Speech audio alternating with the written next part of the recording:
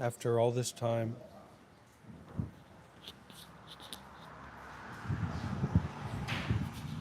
and all of these moments, to truly be arriving in the here and now is a great gift.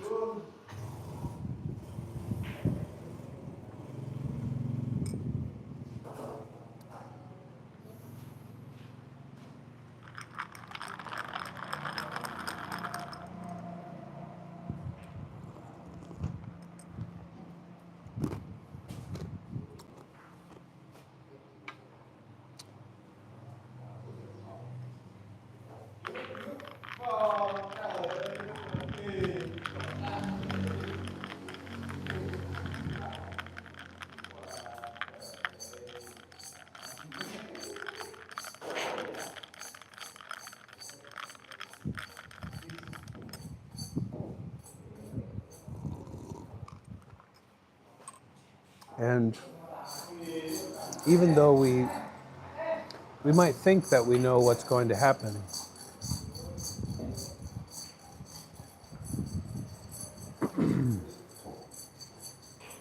in our live experience, actually we don't know.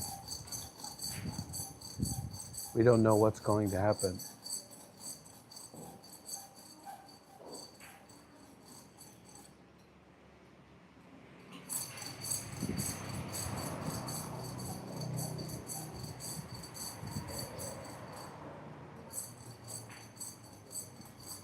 it is as if,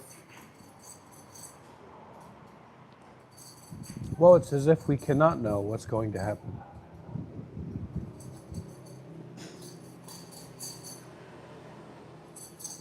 It's true. It's true, Chesh.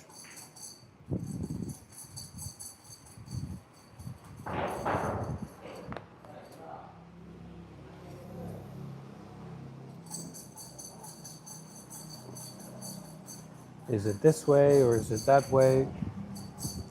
Is it good? Is it bad? Is it right or wrong?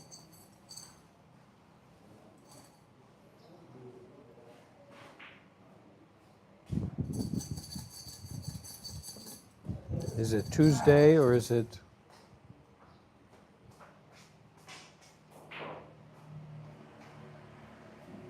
the day of no day? Or rather, the day of no tomorrow?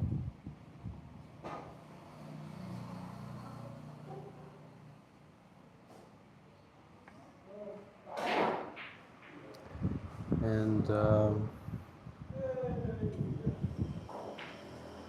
you know, what degree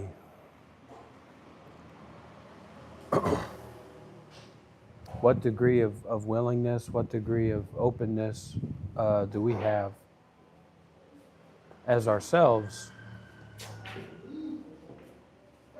to be without tomorrow? Can we open to that? Or in our meditation, can we open to no next moment?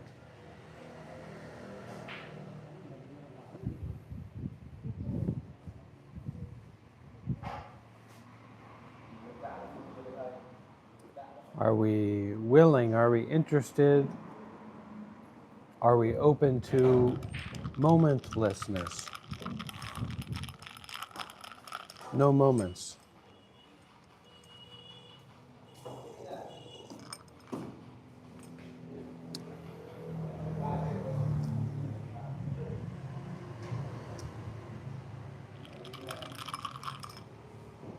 And if there are no moments, what are we going to get into a tizzy about? What are we going to praise? What are we going to blame?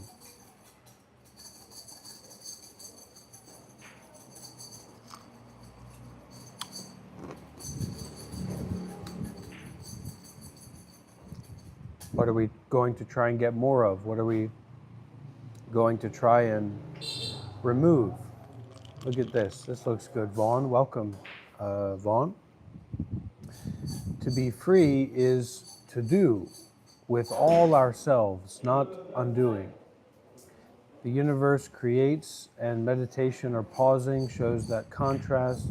Live without pause, know the answers without question is the wisdom. I think there's some wisdom in that.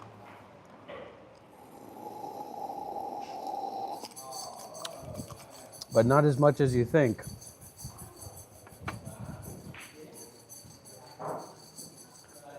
So then wisdom without thinking.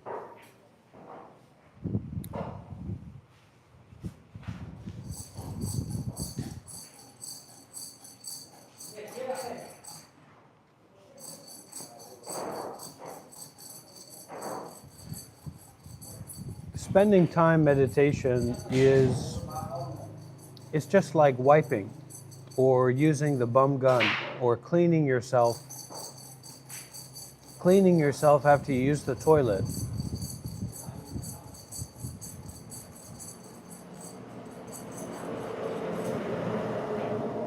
And if we want to have a discussion about cleaning ourselves after we use the toilet, we can have that discussion. But at the end of the day, you've either cleaned yourself or you haven't.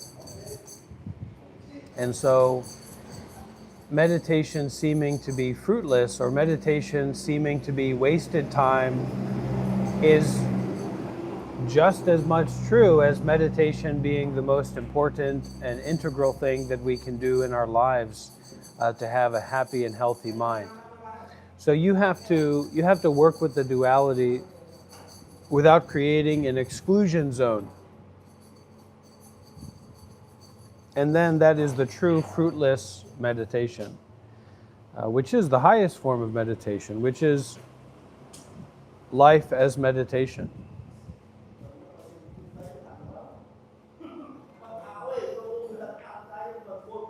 Because we're often doing what we do for to increase our success ratio. We want to increase our probability of success, our ratio of success. But this body cannot be successful. This mind as an entity that appreciates its capacity to get what it wants and to avoid or get rid of what it doesn't want is 100% failure prone. It's 100% that you will fail in getting what you want. So the Buddha teaches us that the success is in not wanting. And if you're not wanting, well, how are you going to get?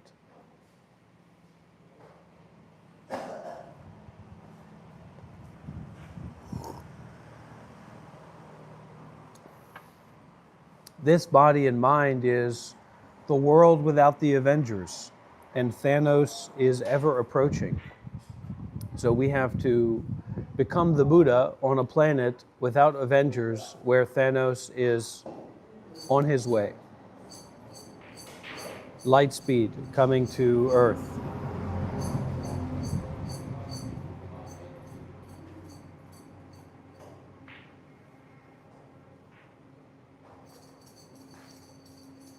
The hope that is within hopelessness.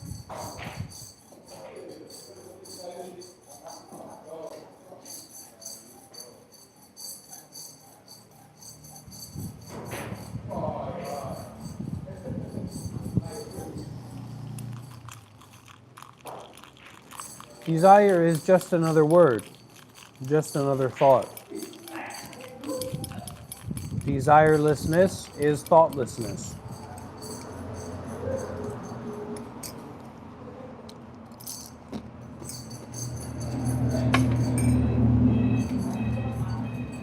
So what we're learning, what we're practicing in this path, this enlightenment, is that you don't consider what you think up to be important.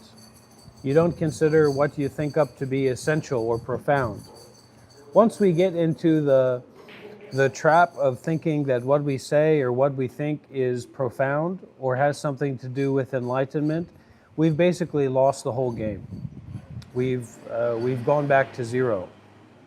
We've lost all of our points, and we have to start again.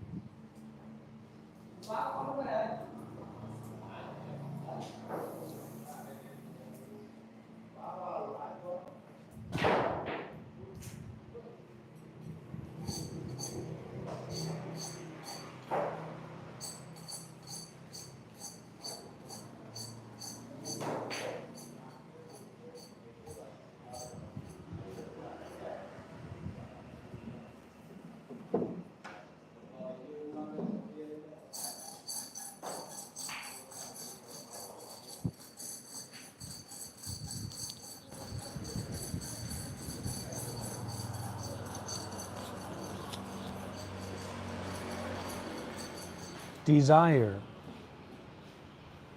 is when a thought moves towards an object and the mind is attached to and yearns for a certain thing.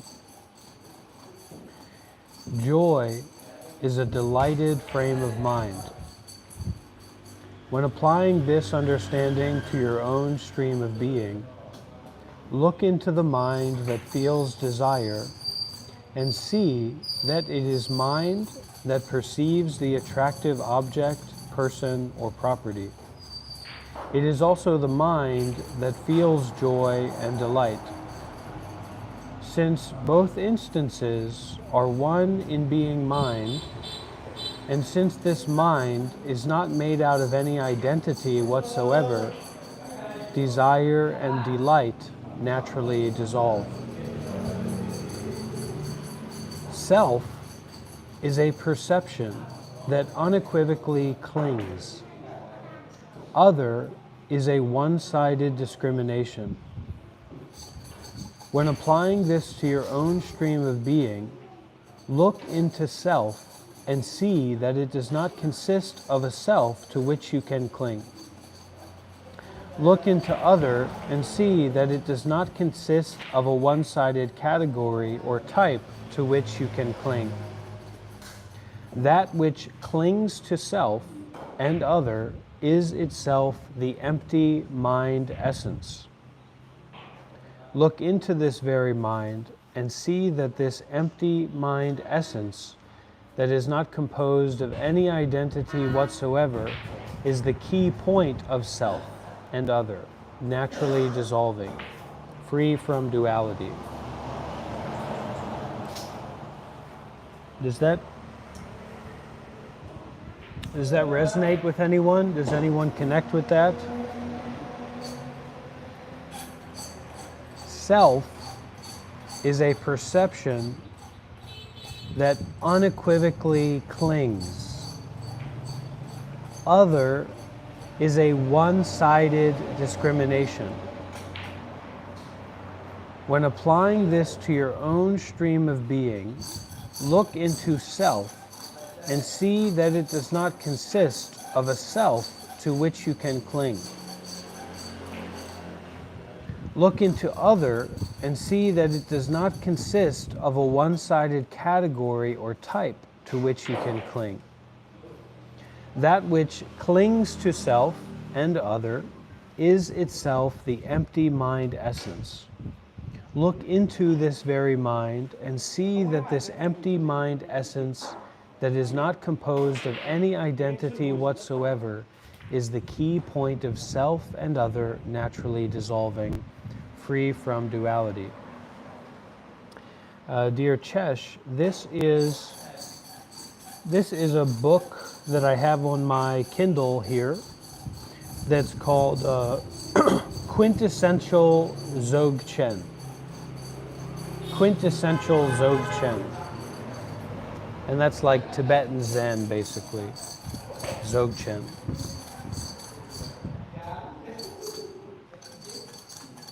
So the problem that we may be continuously confronting in our spiritual path and our spiritual work is that we have a certain kind of complex ideation related to the apparent self, and that apparent self getting what it wants, and that apparent self being concerned with the body and concerned with the mind, right?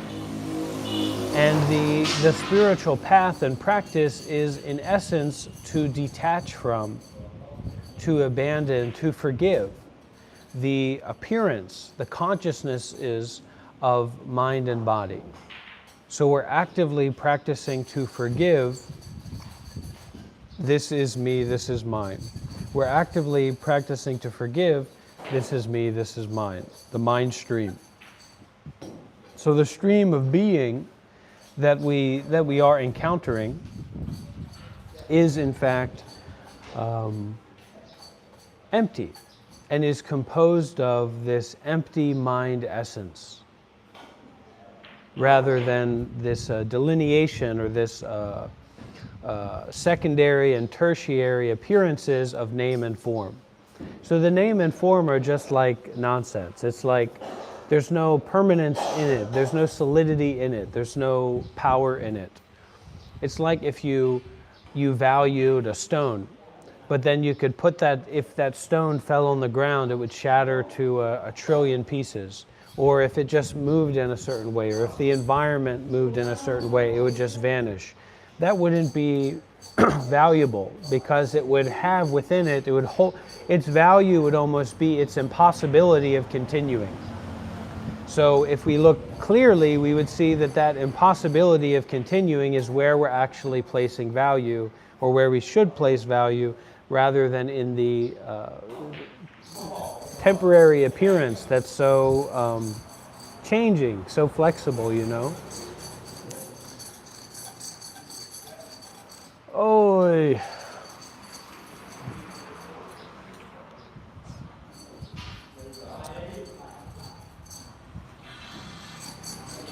And so instead of comparing and contrasting these things, these appearances, the work to be done, or the joy to be done, is actually to forgive our own involvement with these appearances in the here and now. 100%. 100%.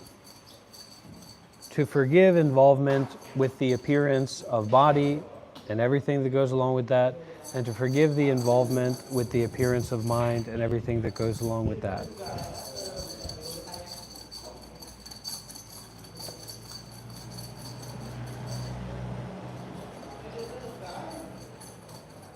Oh my God. Oh my Buddha. Buenos noches. Buenos noches.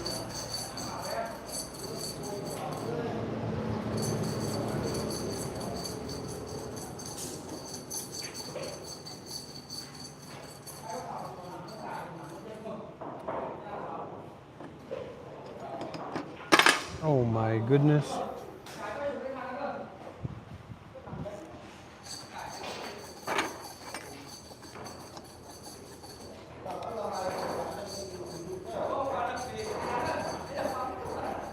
So in that way, death is a very good thing to not necessarily think about,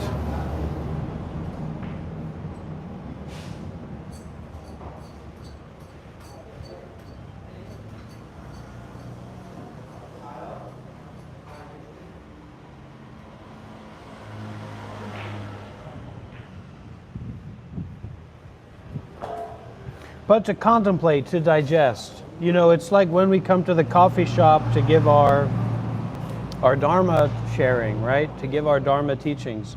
We're not coming to the coffee shop to think about coffee,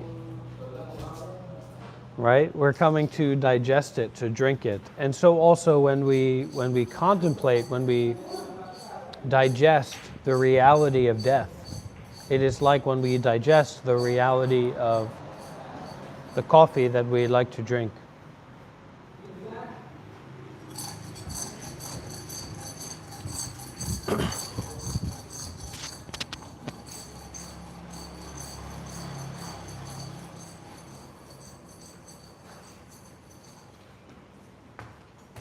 Chúc mừng năm mới.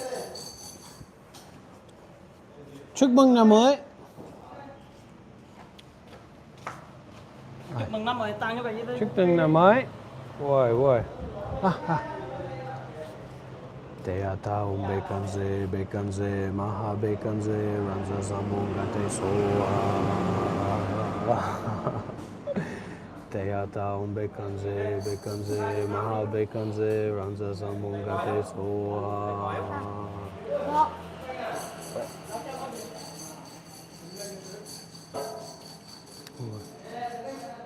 How we can get this one?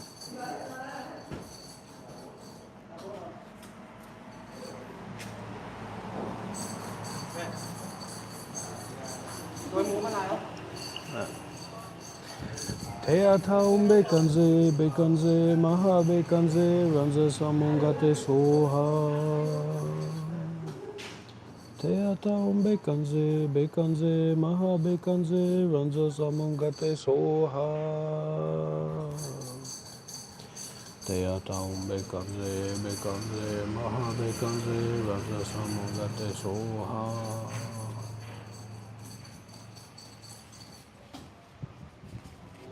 Oi. Teata. Oi.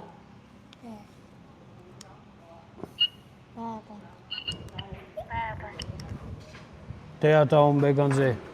Teata umbekanze, bekanze, maha bekanze, ranza samungate soha.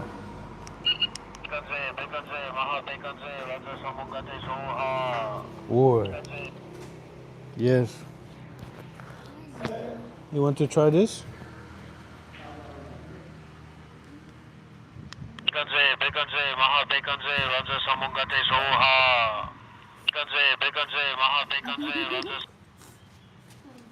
Bye bye.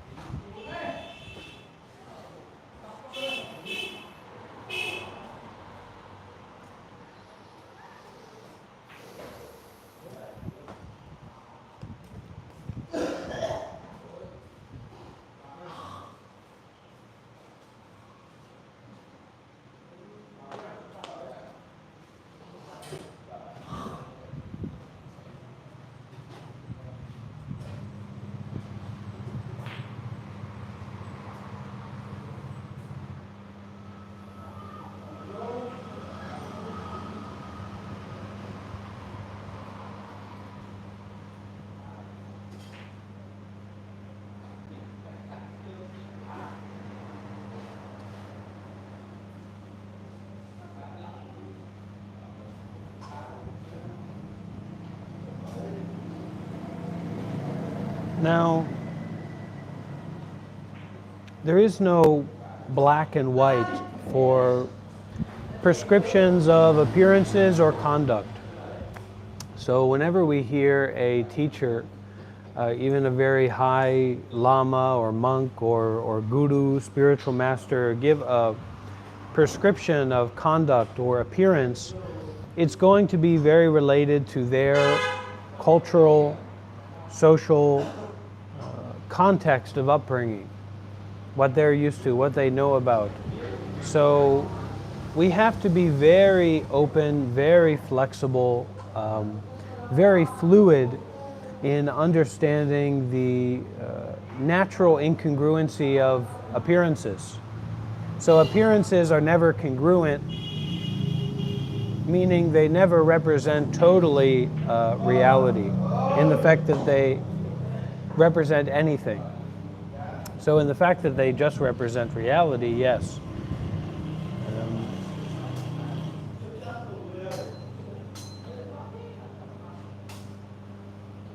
So what this means is, on one hand, don't give too much importance to your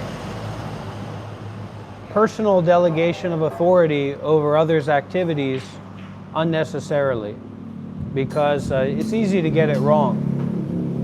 And secondly, to be very open to having your own biases and your own pre-prescriptions that you've come up with yourself dissolved, right, or altered in some way.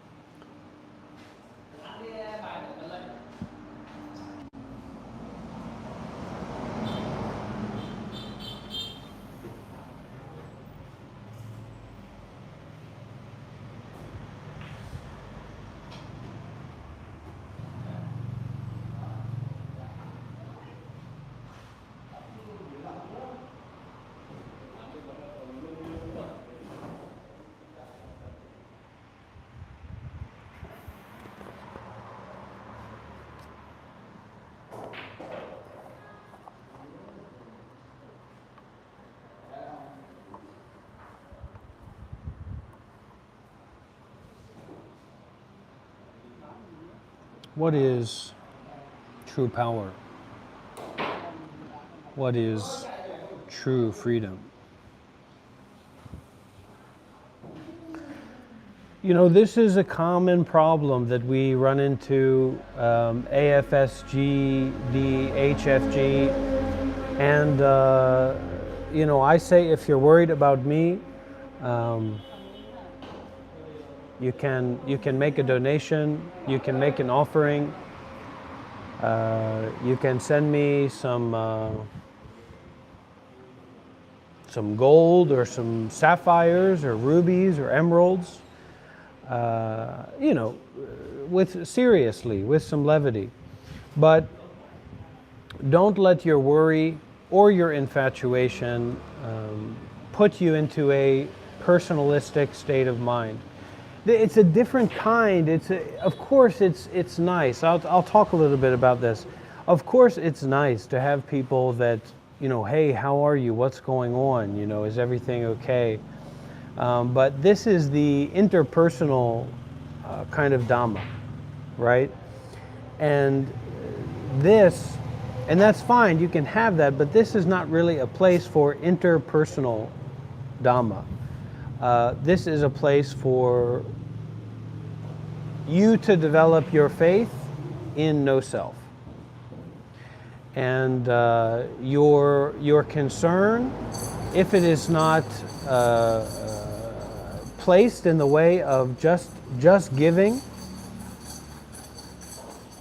is maybe confused. It's a kind of confused concern. You know, if you want to help, if you want to support, you can. You can make a donation. You can write me a letter about your own experiences, your own practice, and how I've helped you. You know, you can send a message, hey, is there anything that I can do for you? Is there anything that you need? And all of that is fine, but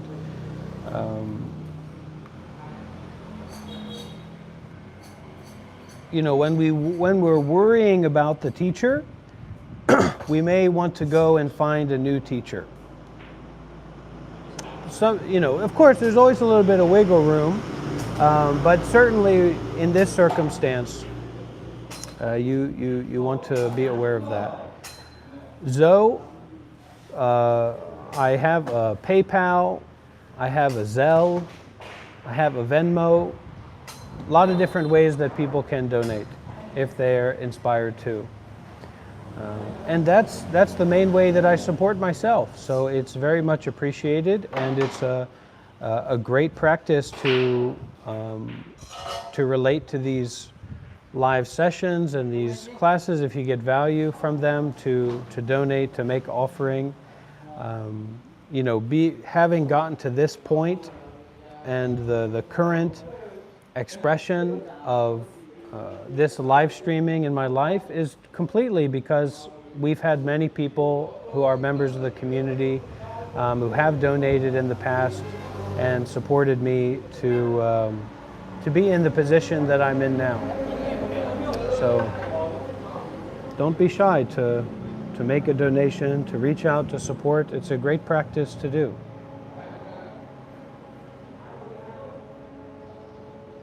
And it's very appreciated.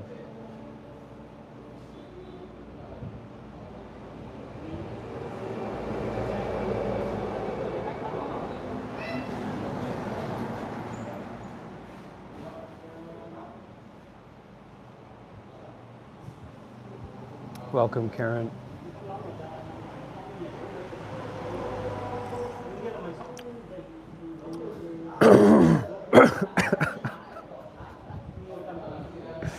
Thank you for being here, Ashton.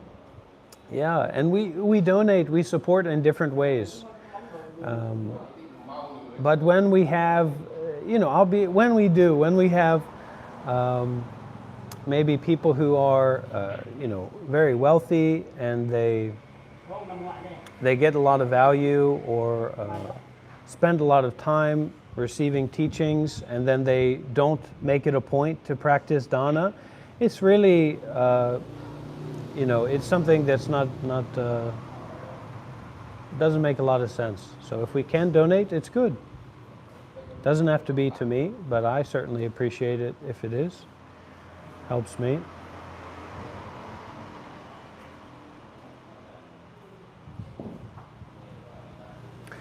Amitofo, amitofo, amitofo, amitofo, amitofo, amitofo, amitofo, amitofo, amitofo, amitofo, amitofo, amitofo, amitofo, amitofo, amitofo, amitofo, amitofo, amitofo, amitofo.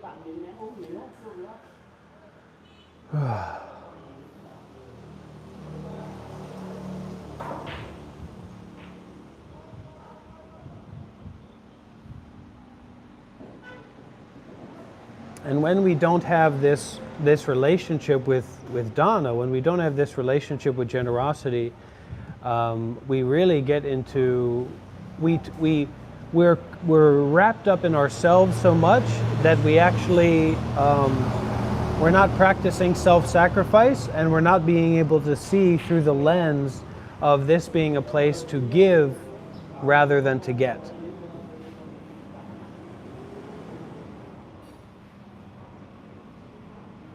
So if I saw this place as a place to get rather than to give, I would be in big trouble. I would be completely unable to share the Dhamma. And in the same way, if you see this as a place to get rather than to give, the Dhamma is also going to be easy to escape you.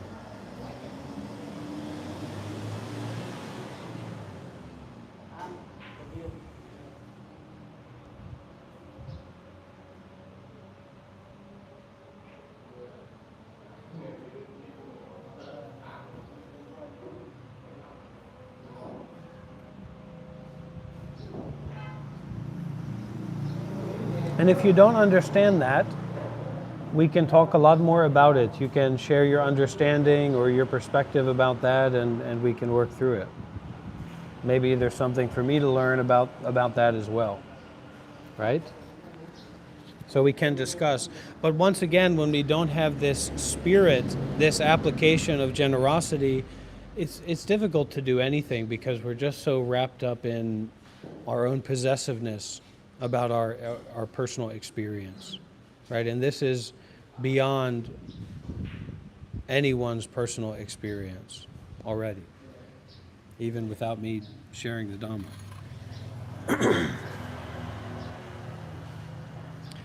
Amitofo, amitofo, amitofo.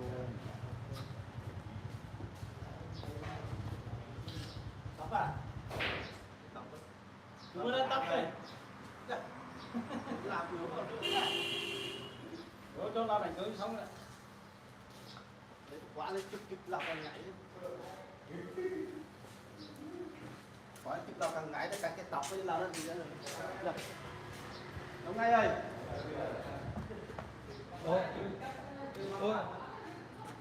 Cafe more? One more? Yeah, one more. Come on, thank you.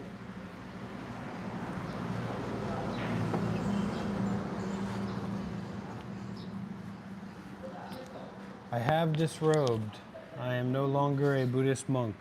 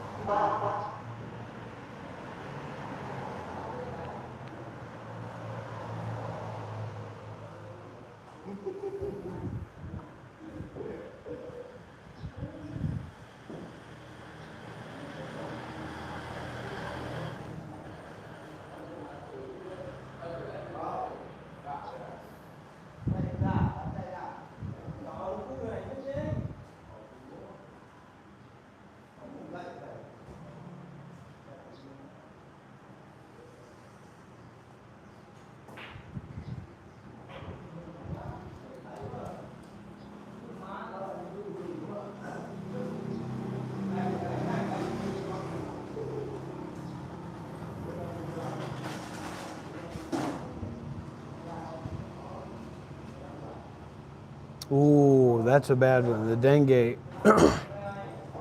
The dengue fever is a bad one. I had a variant of that once. I was going from Myanmar to India.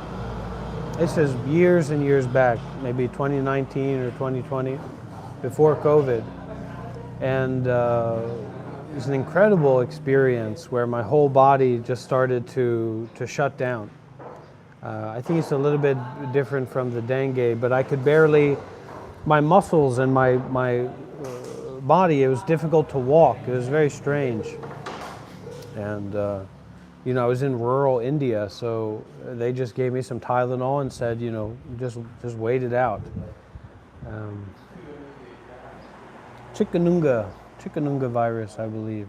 So, but sickness is a very meritorious time to receive the blessing, to receive the teaching of that suffering, that impermanence of the body, and how the body goes from being healthy to being sick. Right? The body goes from being young to being old. The body goes from being alive to being dead. That's how it goes. So that's where we get into the harsh beating of truth. So it doesn't matter what you think, it doesn't matter what you say, it doesn't matter what your opinion is about it. You've got a one-way ticket.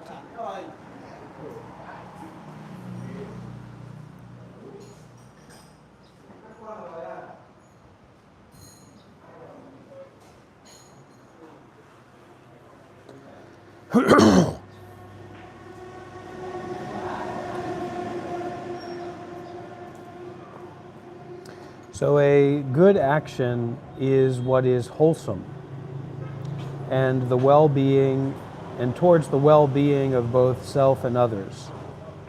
An evil action is what is unwholesome and harms both self and others. Now, we have to take responsibility for our own mind stream. There's no two ways about it. If you're trying to police the world, you're going to send airstrikes into Iraq because you thought they had WMDs, right? So this is not about policing the world. This is not about policing other people. This is not about being a protective force for the world against the evils of the world. This is about taking responsibility for your own actions, physically, verbally, and mentally. No two ways about it. So a good action is what is wholesome and brings the well-being of both self and others. An evil action is what is unwholesome and harms both self and others. When applying this to your own stream of being, look directly into the mind that clings to an action as being good or evil, and see that the mental states essentially are one in being awakened mind. Since the awakened mind is utterly pure from the beginning, untainted by the flaws of unwholesome or wholesome actions, and since empty mind essence does not accumulate karmic ripening, this is the key point of naturally dissolving the clinging to good and evil actions. Samaya. Maybe samaya means practice or digest.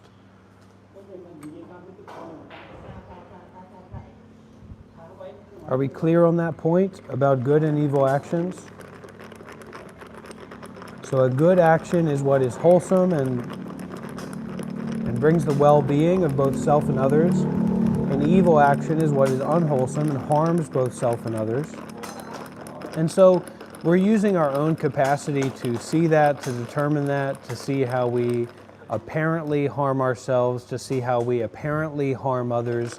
It's not about some absolute view or perfect view of if this person is helped or if this person is harmed, because life doesn't really work like that. There's many stories in Buddhist literature or the Zen teaching where, there's a story of a young monk, a novice monk, who was staying at a temple, and he saw this one teacher, and whenever this Zen master, whenever this teacher was asked, what is the real truth of enlightenment, he'd hold up one finger. Maybe he wouldn't hold up this finger, but he'd hold up one finger. And so that little monk, that novice monk, took that answer, and he went to another temple. And the master at that other temple asked that monk, what is the truth of the Buddhism? And that monk held up his finger, and that older monk, that teacher monk, cut that finger right off. And guess what? That young monk got enlightened. He got free from suffering. So who cares if you lose a finger? You're now enlightened. You're now free from suffering. So that's kind of, it's not for sure to just apply our dualistic, moralistic, calculating, intellectual view of what's right and wrong. It doesn't actually apply. It's not what this is talking about. It means doing our best. You do your best and you see what happens. To be aware of that, And so when applying this to your own stream of being, instead of trying to be more good and trying to be less bad, when applying this to your own stream of being, look directly into the mind that clings to an action as being either good or evil. Anybody listening? Hello? Anybody awake? When applying this to your own stream of being, look directly into the mind that clings to an action as being either good or evil, and see that the mental states essentially are one in being awakened mind. Since the awakened mind is utterly pure from the beginning, untainted by the flaws of wholesome or unwholesome actions, or untainted by the flaws of appearances, and since empty mind essence does not accumulate karmic ripening, this is the key point of naturally dissolving the clinging to good and evil actions. Samaya, digest it.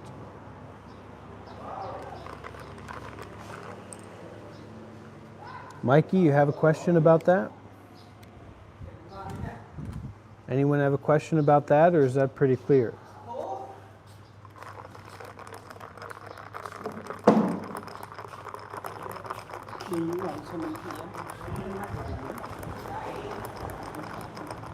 Now remember, we're not trying to figure this stuff out. We're not trying to stick our hand into the clogs, the clock turning, heavy clogs of our karma and our ego and our complicated thinking. Because what's going to happen there is you're going to get your hand stuck.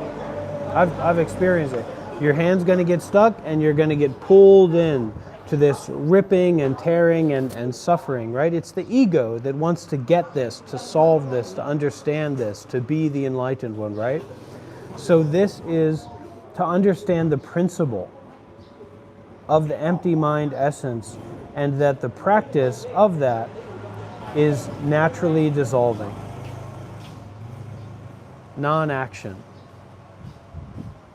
Naturally dissolving.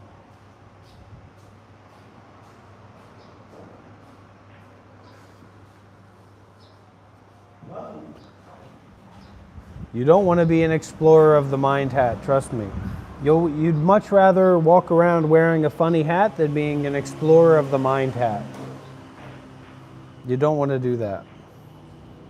Whatever that means, whatever that is, I don't know. But we know for ourselves if our intentions are good or not. And if our intentions are good, well, then we've made it a long way along the path. But that doesn't mean that we're not stupid. There's a lot of stupid people watching this live stream right now. I'm not arrogant enough to claim to be the stupidest, but I'm probably up there in terms of everybody who's on this live stream right now.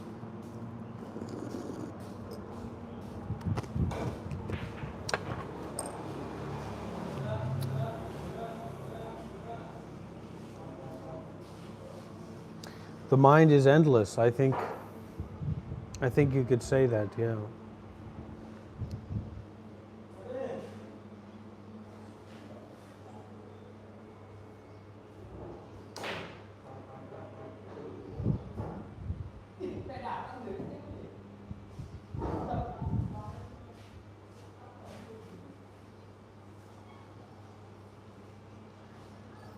If you know that you know nothing, then there's something that you don't know.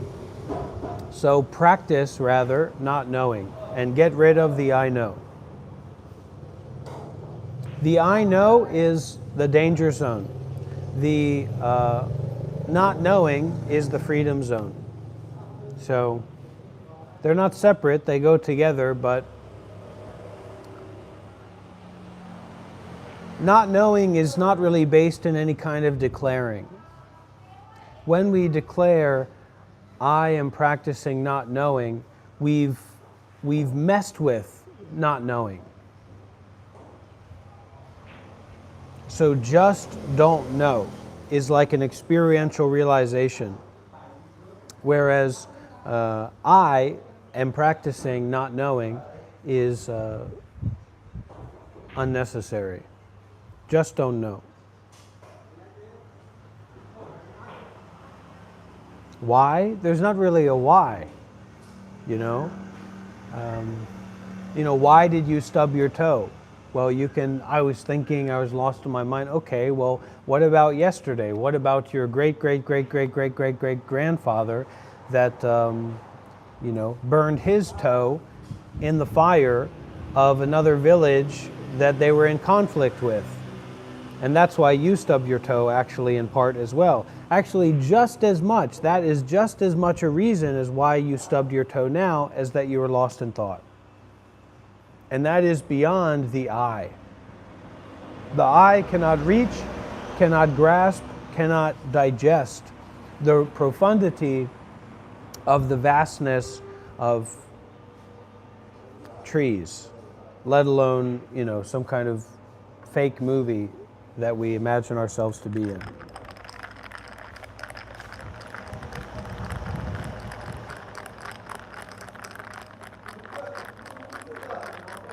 So just don't know, just drink your tea.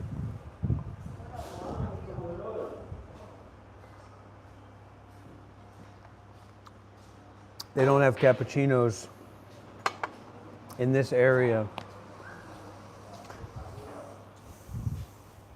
So I'm having to go with the sweet salt cream coffee. And it's delicious, but I'm going to show up as Maitreya one of these days.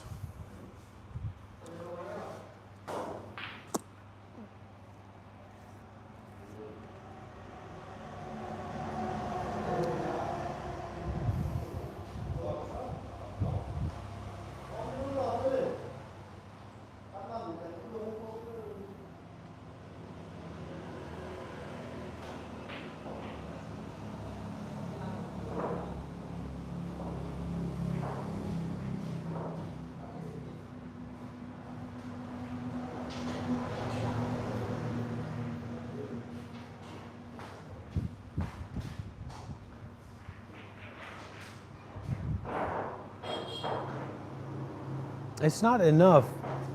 It's not enough just to care. I care. I care about you. All right, well then get me locked up into a mental asylum, right? Get me into some kind of forced labor, or get me some kind of help, right? I want to help. I care. It's not the point. The point here is to give. The point here is to practice. The point here is to self-sacrifice. It doesn't matter that much if you care. Of course, it's okay, it's good that you care. I also care. But here is beyond care into giving. Giving away, giving up, practicing generosity, supporting the teacher, making donations, making offerings. And if you can digest that, I think detachment becomes a little bit more clear. If you can't digest that, then let's talk about that.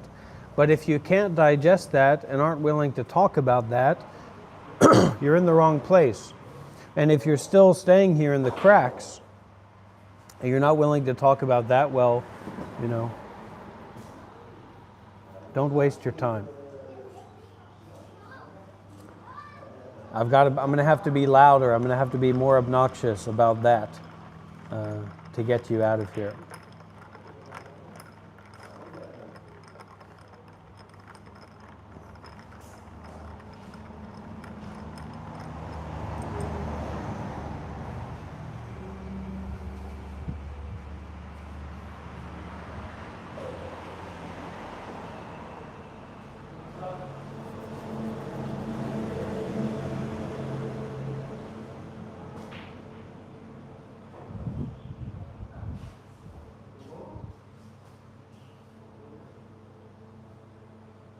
No, Zoe, this is a teaching. This is important.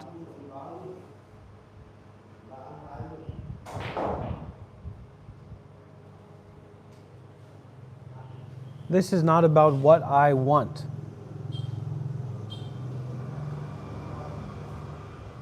This is not about I.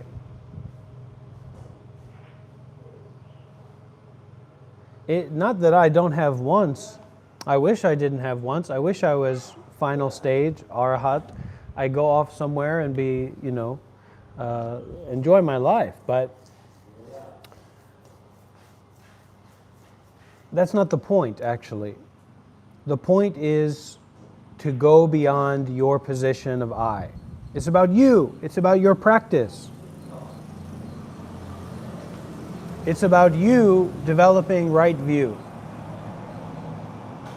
It's about you developing right view so that you can be here and you can give and you can practice, or be here specifically with true consent, with true choice.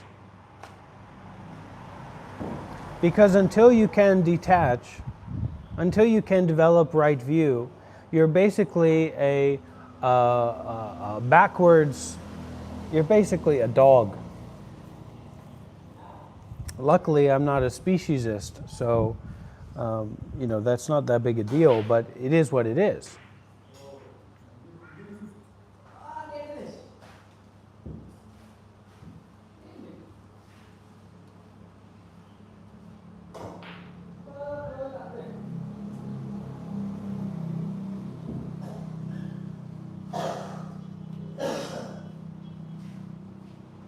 How dare you, strain washed. Now I'm getting to my limit. Now I'm getting to my limit. How dare you, strain washed. How dare you? Well, if you're genuinely curious, then I can understand how you would dare to do that. And the other aspect here, and this also goes along with it, Zoe, it's not a matter of entertainment.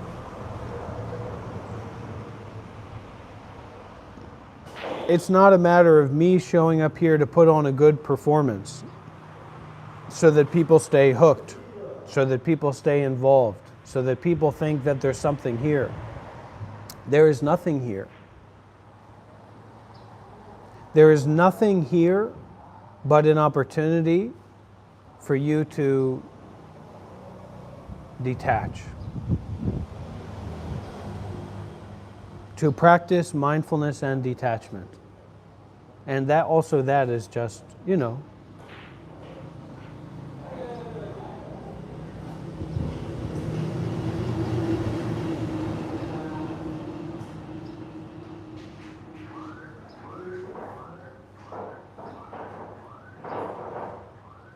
getting to the meat, getting to the vitality, getting to the heart of this matter. What's really going on here?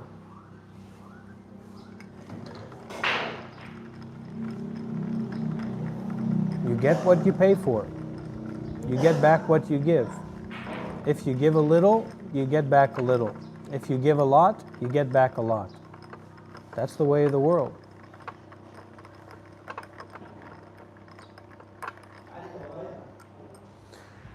Well, checking out can be one of two things. Checking out can be in the same way of making donations or making offerings or practicing generosity. We can make a donation to the teacher as a practice of infatuation, right? Because we love this person. Or we can make a donation as a way of self-sacrifice, concerned with the path. And it all comes back to the middle way. So it's not this or that, but we want to have our balancing point to be mindful and not attached, period. Mindful and not attached, period. And there, open. Open to give, open to share, open to listen, open to let go. So we don't want our checking out to be a way of avoidance. Rather, our checking out should be a way of engagement. And that's the dividing line. That's a very sharp dividing line that can come up in these kinds of spaces where people who think that they're checking in are actually checking out. And people that think they're checking out might actually be checking in.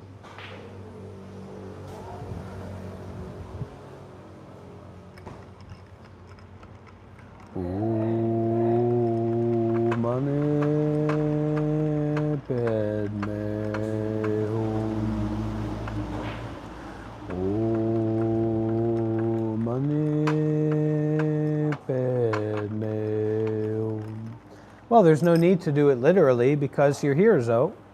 And I always say to people who are thinking about literally checking out, you know, if we're talking about in terms of taking the highway to hell, you know,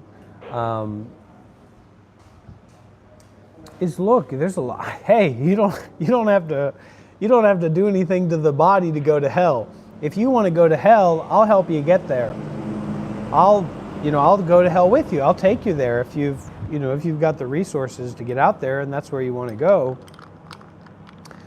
So it's really a major matter, though, of de-emphasizing the legitimacy that we give to our own point of view, such as de-emphasizing the legitimacy that we give to our own position of possession or ownership about our material things and our mental things as well.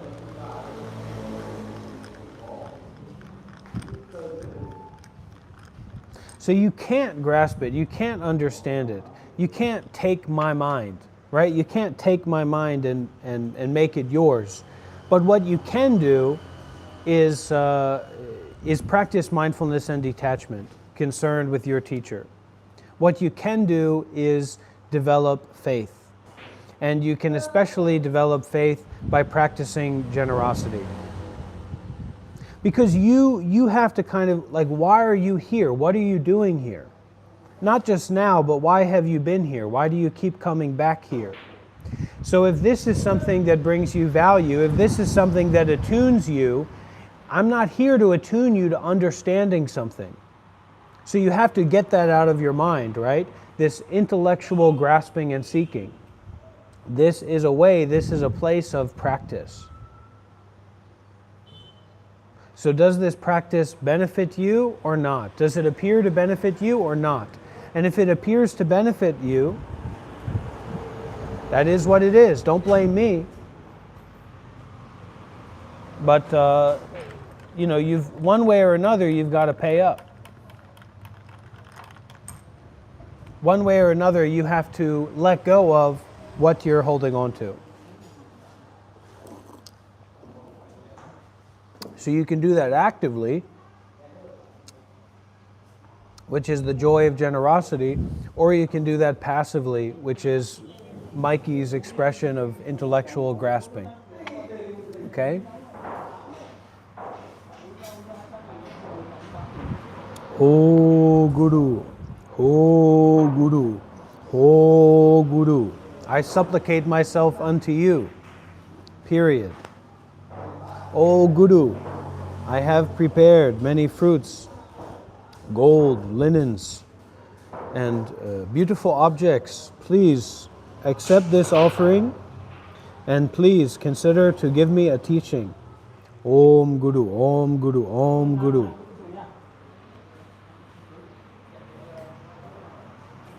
So it's a very potent and healthy mind.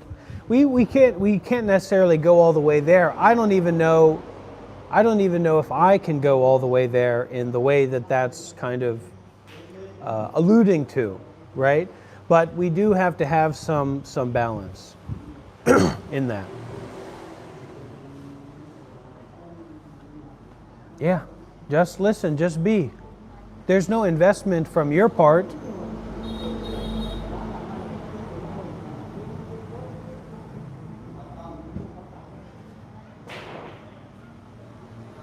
Or is there?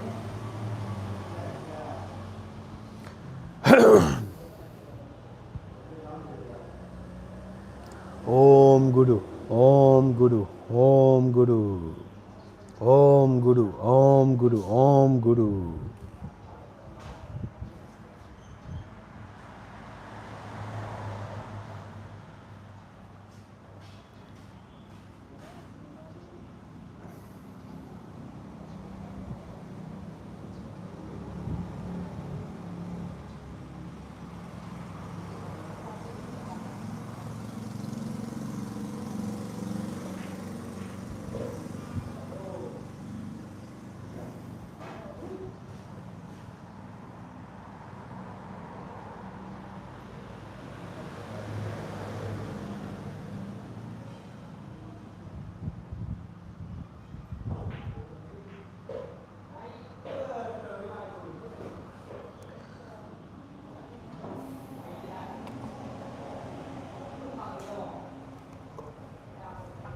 I appreciate that, Zoe. That's also just fine.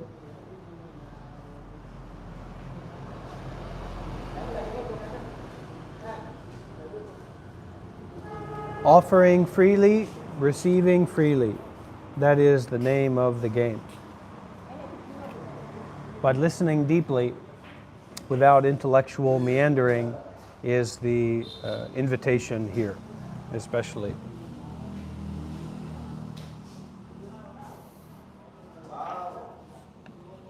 Excuse me while I take a potty break.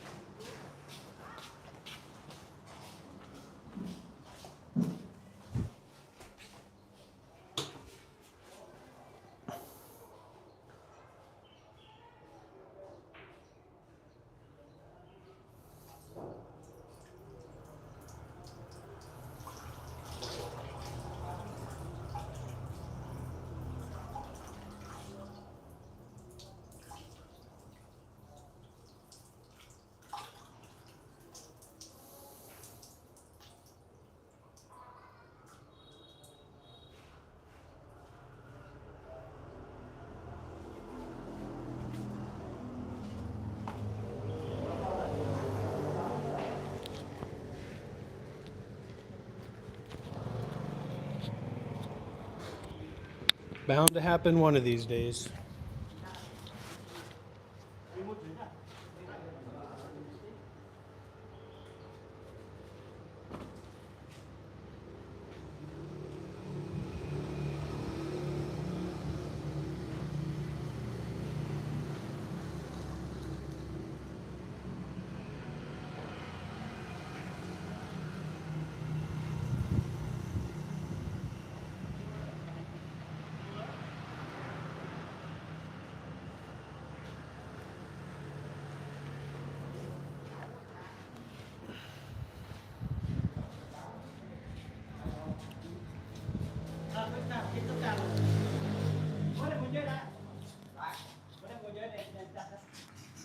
All right, Mikey. 5-minute meditation. Focus on your breath. Focus on no thinking. Think about not thinking for 5 minutes, Mikey.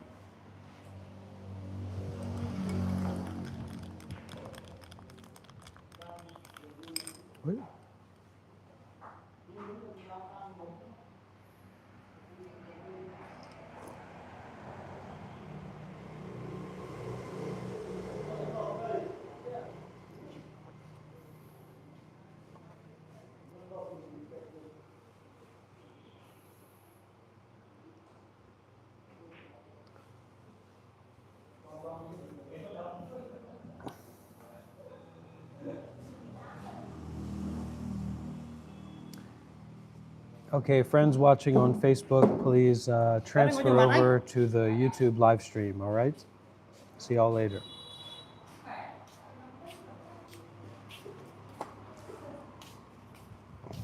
All right, listen, everybody. It's time to get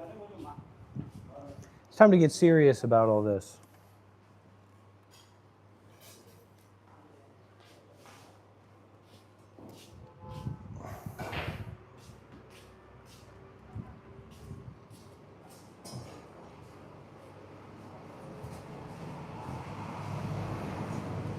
So the good student asked the great master, what is the dividing line between the mind of Buddhas? This applies to you, Mikey. What is the dividing line between the mind of Buddhas and that of sentient beings?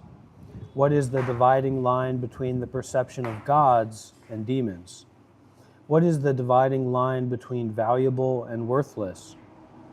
What is the dividing line between the perceiver and the perceived? How are they applied to one's stream of being? So the good student is basically asking here about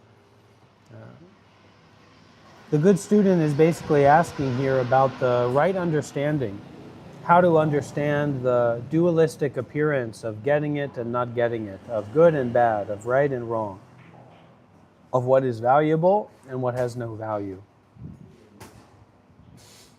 The master replied, the Buddha mind is the ground that is not composed of any identity whatsoever, and yet is totally unhindered in its radiance. The mind of a sentient being is manifold thought occurrences involved in clinging. Can you hear me in the back? Can I get a hallelujah? Can I get an amen? Can you hear me in the back? The master replied, the Buddha mind is the ground that is not composed of any identity whatsoever, and yet is totally unhindered in its radiance. The mind of a sentient being is manifold thought occurrences involved in clinging. Can I get an amitofo?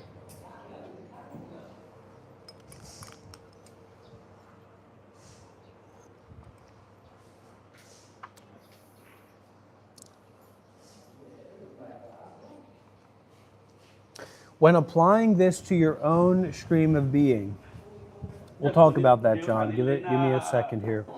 When applying this to your own stream of being, look directly into this very mind of a sentient being with its manifold thought occurrences involved in clinging, and see that it is an evanescent wakefulness produced by neither causes nor conditions. This itself is the uncontrived natural mind essence that is not composed of any identity whatsoever. My faith is increasing, for God's sakes, for Buddha's sake. To let it be in the state of great self-existence itself is the utterly pure Buddha mind. This is also the single key point that embodies the mind of Buddhas and sentient beings. Emaho. Okay, John.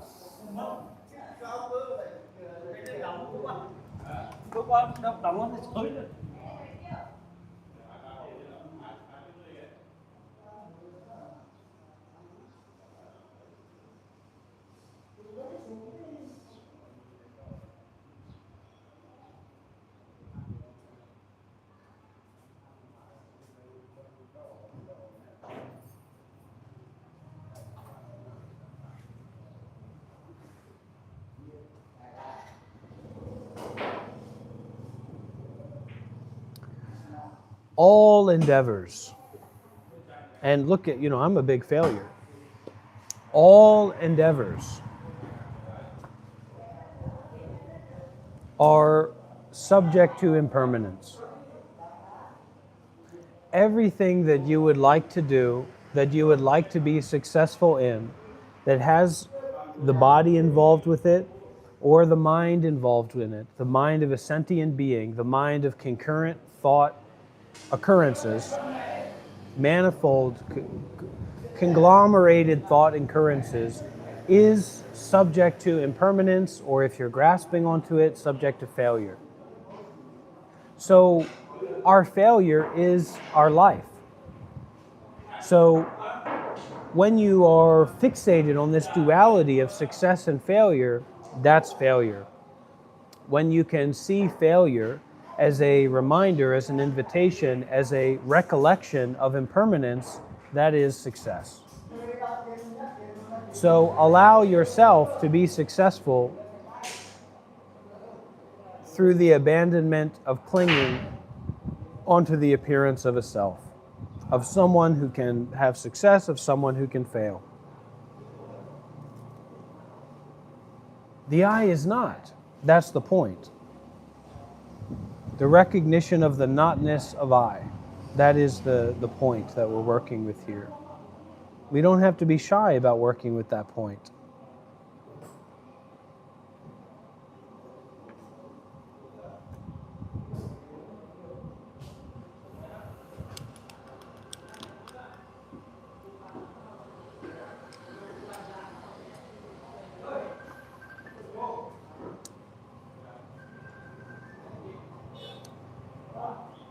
So,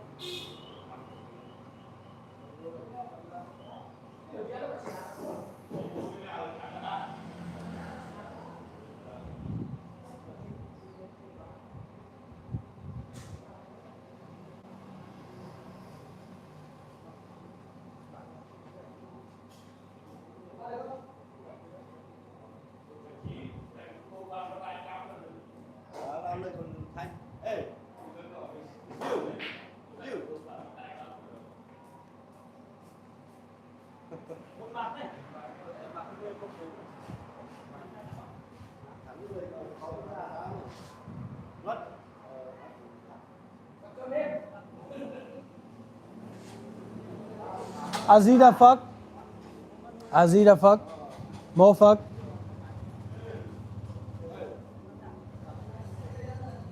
Namo bon sutika munifat. Azida fat. Azida fat. Ôi. How are you? How are you today? Chúc mừng năm mới. Chúc mừng năm mới. How long you come Vietnam here? Come to Vietnam. How long? 2 months? 2 weeks? 2 months?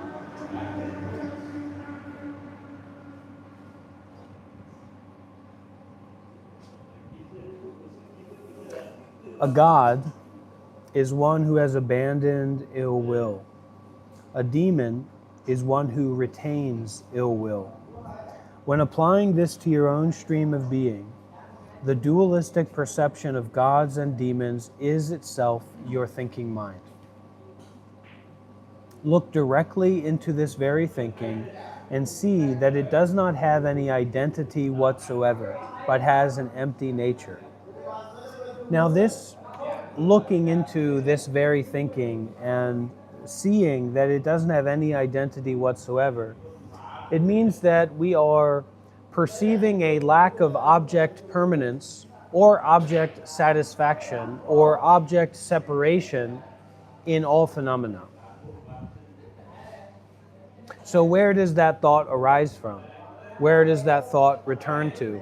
Well, in the very nature of you being able to notice the arising and the passing away nature of that thought, you can see that the ground or the nature is thoughtless.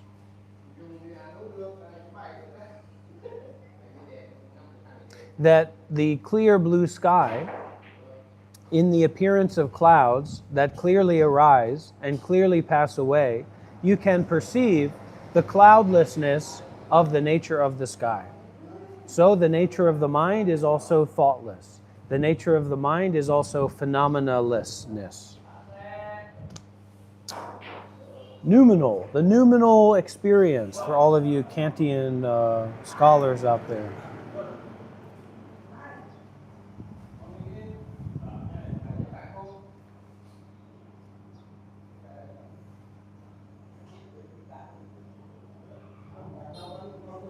to cut through the thoughts clinging, to cut through the clinging onto thought. Can I get a hallelujah? Can I get an amen? Can I get a huzzah?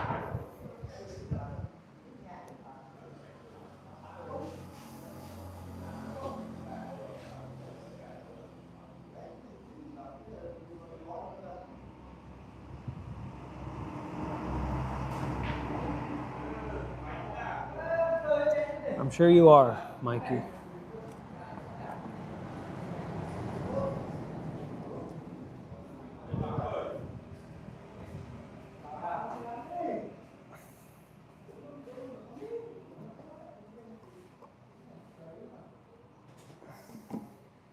So we are all truly present.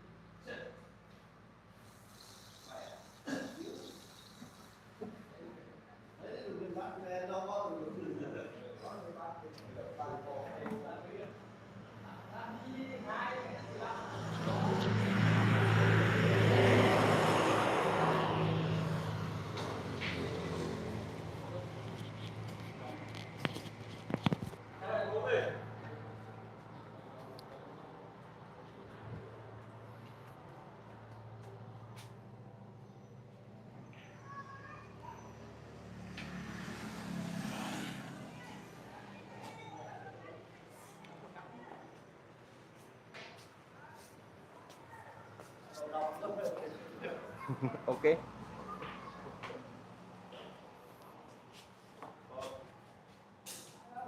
Mindfulness and detachment. You got it, John.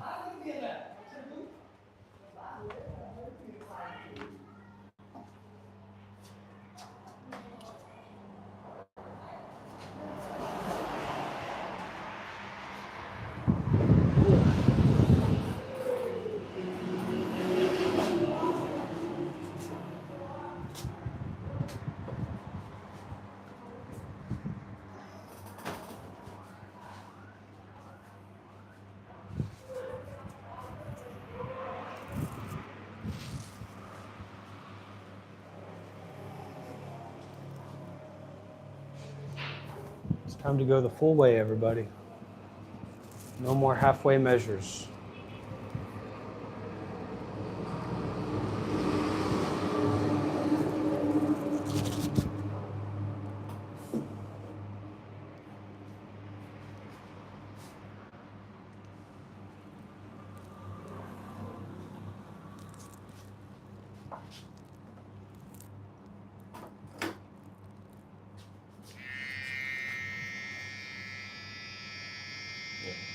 Oh.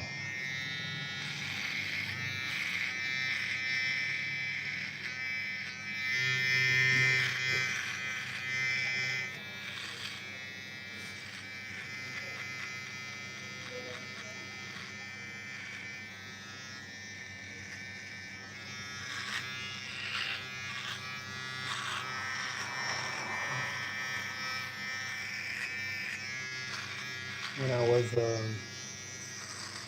young boy, I was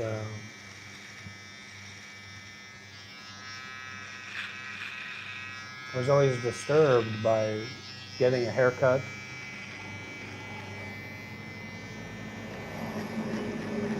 I would cry or get upset, and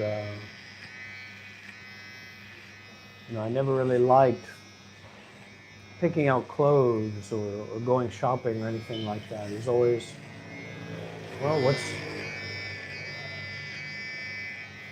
the point in choosing this or that? And I can remember one time when I was very young, I put my hair in a certain way. I used to have a thick hair on my head, but then started to go bald. But anyway, one time I put my hair in a style of halfway up, halfway down, and kind of cutting the face in two. And I wasn't allowed to do that. I was discriminated against for that style, that way being, unordinary. And so my practice, my path, and my ego disposition is, in some ways, has a rebellious aspect to it. I like going against the stream of expectations and appearances. But in the past, I didn't see how impactful one can be by what they do. So it's oftentimes too reckless, not enough consideration.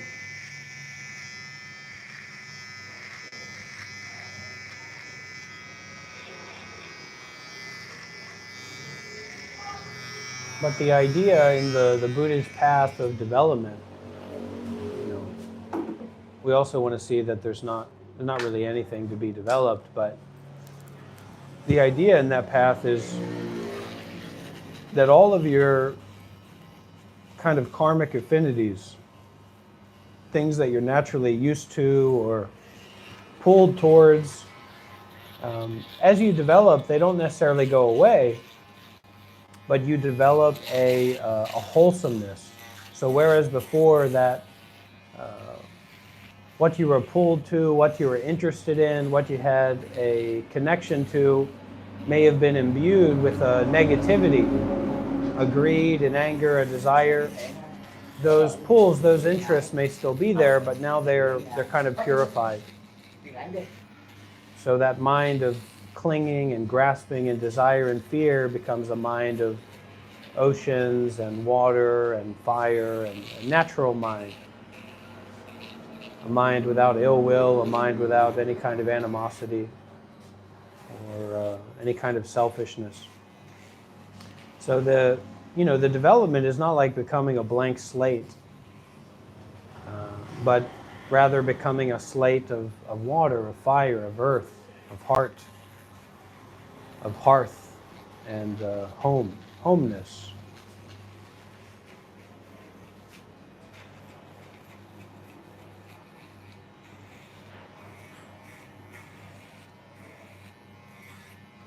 When we look into the mirror, because I'm looking into a mirror right now, we're not really seeing ourselves. That's something we add onto it, but there's more where it's a seeing and there's an appearance, right? So that if there was no seeing, there would just be blindness. If there was no hearing, there would just be deafness. So there's a seeing, there's a hearing, but there's automatically no overlay of thought constructs onto that seeing or onto that hearing. There's a just seeing, a just hearing, and the most direct way to label what is seen is an appearance without descriptive factors. And that's a universal vision, that's a natural vision. That's an authentic vision.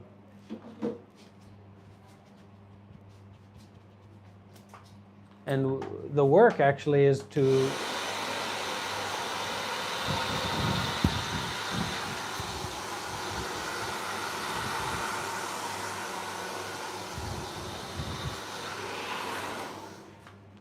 be in that way more and more often.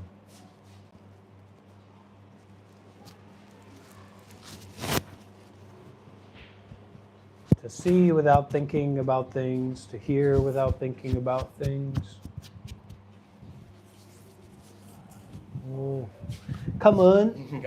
Thank you so much. Boy.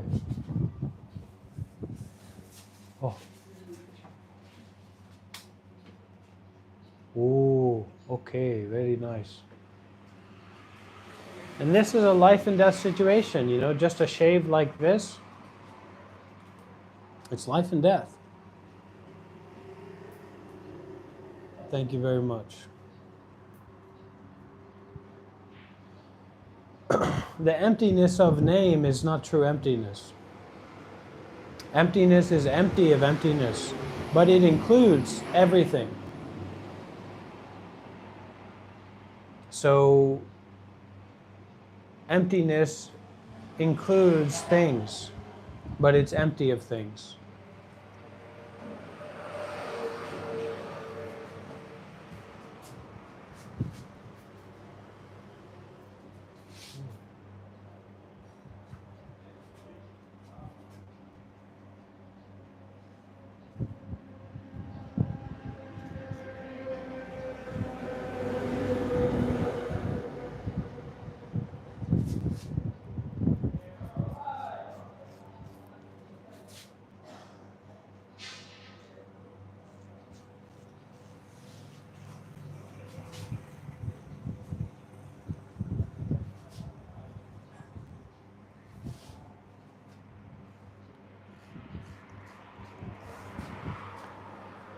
So actually we want to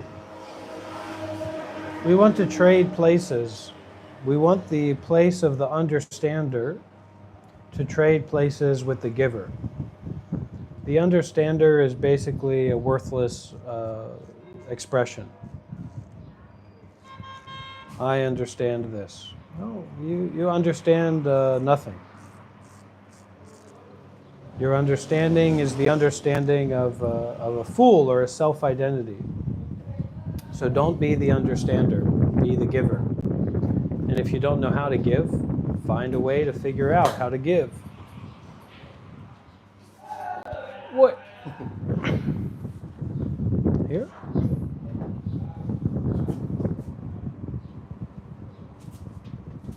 What?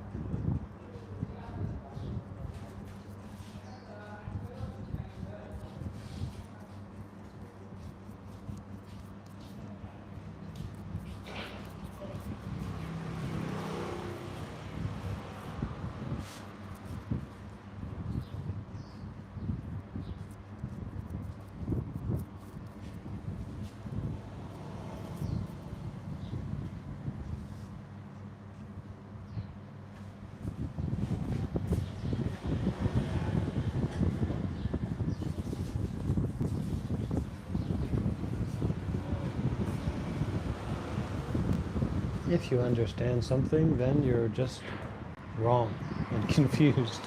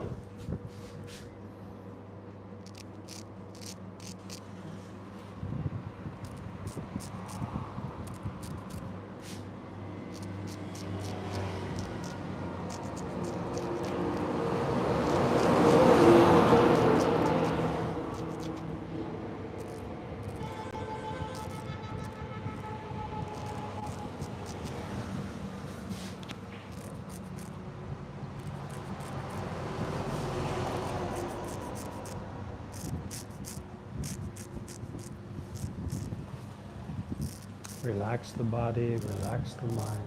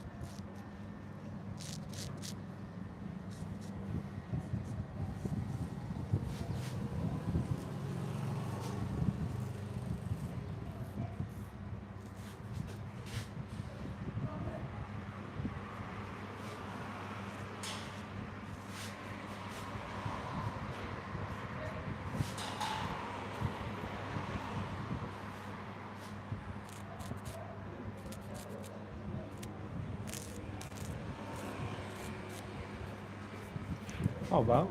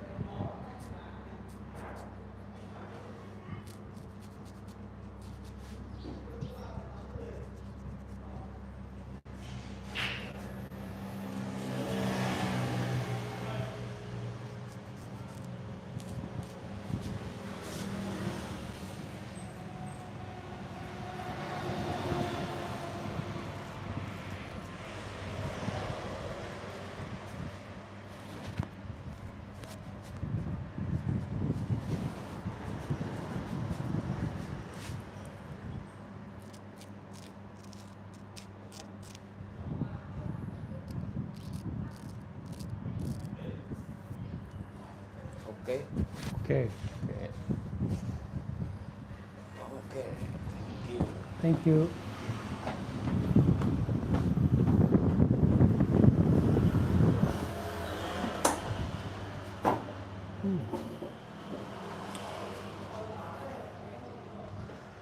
Oh, wow.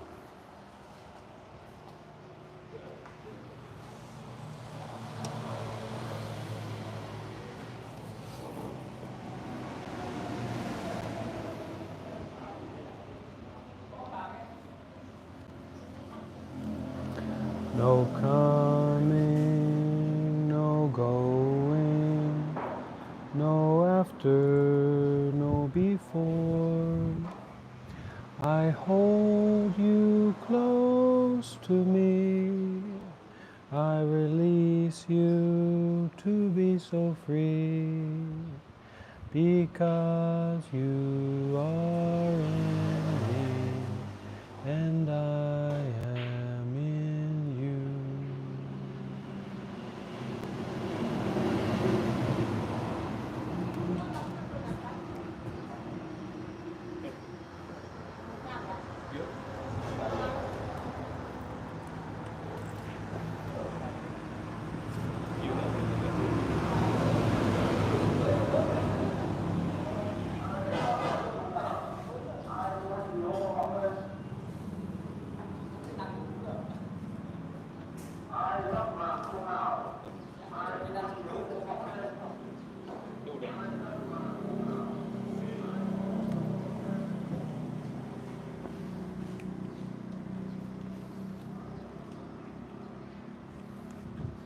Come on.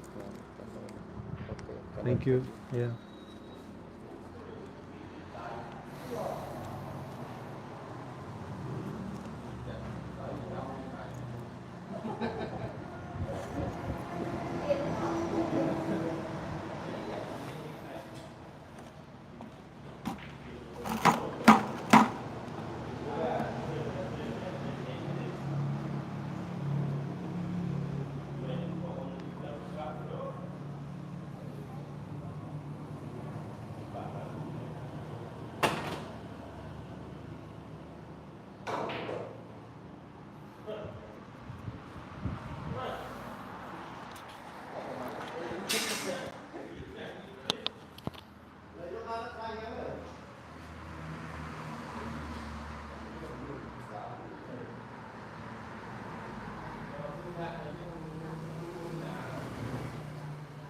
chính ạ.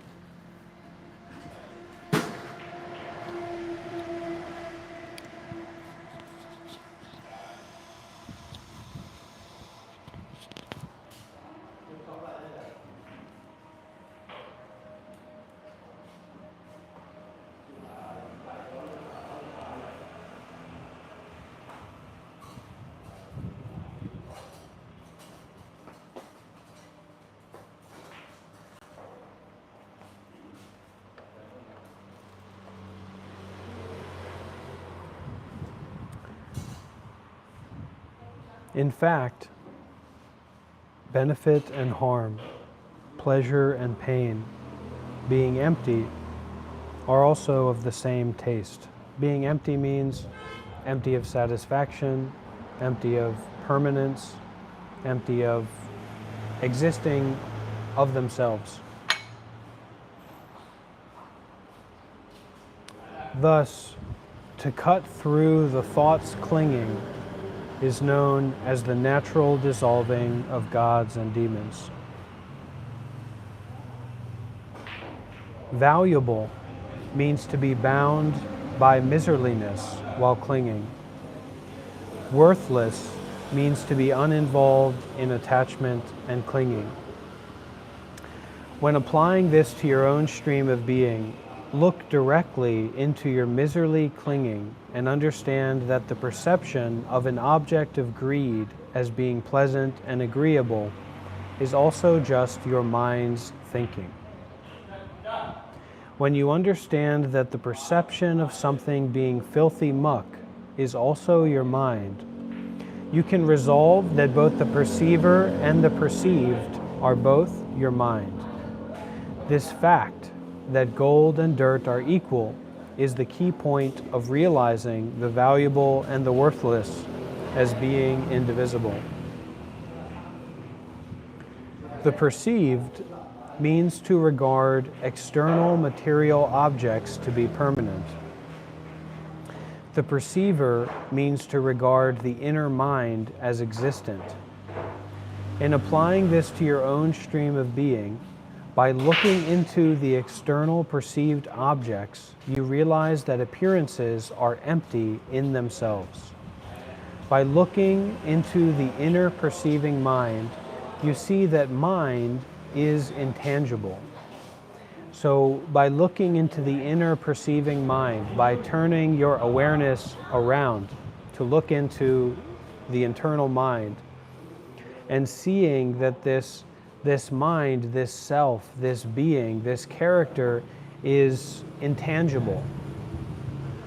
There's no character in a dream when you look directly into your own mind to get a hold of. This separate perceiver, this person that you think you are, is unfindable, is completely intangible and illusory. To realize this is the key point of establishing that perceiver and perceived, appearance and emptiness are indivisible. And indivisible here is the natural dissolving of the duality between the two. Now again, the well-minded student asked the great master, what is the dividing line between accepting and rejecting? What is the dividing line between cause and effect? What is the dividing line between samatha and vipassana? What is the dividing line between means and knowledge? How are they applied to one's stream of being? So he asked. The master replied, accepting is to mentally embrace and not reject. Rejecting is to mentally discard and not utilize. When applying this to your own stream of being, acknowledge that samsara's suffering is dualistic mind. and by that understand its futility and be free from the impulse to cling. By turning your mind away from samsara, you are freed into not needing anything whatsoever. Thus, to realize this complete non-duality is the key point of naturally dissolving, accepting, and rejecting. Now, this does not mean that we go here and we don't go there. It doesn't mean we go there and don't go here. What it means is true choice through the stabilized position of being mindful and not attached. To go over there without seeking over there. To stay here without rejecting over there. Not in the realm of picking and choosing, but in the realm of going freely. In the realm of receiving freely. In the realm of speaking freely. In the realm of listening freely. To truly listen. So thus, to realize this complete non-duality is the key point of naturally dissolving, accepting, and rejecting. The cause, that is, the accumulation of merit, refers to the actions of the 6 paramitas, including development stage, recitation, chanting, offerings, torma, giving alms, and so forth.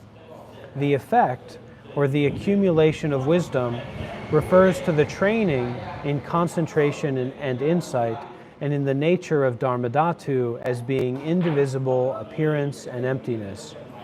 This training is the resultant accumulation of wisdom when you give it the seal of not conceptualizing. No matter what you train in, to seal it with the absence of conceptualizing the doer and the deed is the key point of perfecting cause and effect into wisdom. This is dana, or generosity, into detachment. Let's read it again. So the question is, what is the dividing line between cause and effect? So the cause, the action, the practices that we do, the practices that we are doing to get the wisdom, to get the enlightenment, the cause, that is the accumulation of merit, refers to the 6 paramitas, generosity, compassion, kindness, forgiveness, these kinds of things, all have at their root generosity. Generosity is the pinnacle of paramitas, the core of all paramitas. So this accumulation of merit refers to the actions of the 6 paramitas, including the development stage, the recitation and the chanting, making offerings, torma, giving alms, and so forth. Doing all of these good deeds, doing all of these wholesome activities to bring about the ending of suffering, to get the effect, to get the enlightenment. All of these wholesome activities. The effect of these causes, that is the accumulation of wisdom, refers to the training in concentration and insight. So until we start to work with these preliminary kind of practices, studying the Dhamma, making offerings, doing chanting, doing good deeds, doing volunteering, it's kind of like we're building up enough merits or building up enough good conditions to be able to concentrate and develop insight. And to see, to realize in the nature of dharmadhatu, the nature of ultimate reality as being indivisible, appearance, and emptiness. This training is the resultant accumulation of wisdom. So this training, both the preliminary training and kind of the development of insight training, concentration and insight, this training is only the resultant accumulation of wisdom when you give it the seal of not conceptualizing. So as much as you are conceptualizing the good deeds that you're doing, the high states that you've experienced in meditation, the special experiences, then this is not actually an accumulation of wisdom. It's only an accumulation of wisdom when you give it the seal of not conceptualizing. No matter what you train in, to seal it with the absence of conceptualizing the doer and the deed is the key point of perfecting cause and effect into wisdom. Samatha, or peaceful abiding meditation, is when thought activity totally subsides and your attention remains unmoving. Vipassana is when you let be in the nature of ultimate reality, when you let be in the nature of dharmata. So to quote a similar passage from Lama Gongdu Shulen, in which Padmasambhava tells Yeshe Sogyo, Vipassana is when you vividly and all at once see the nature of things.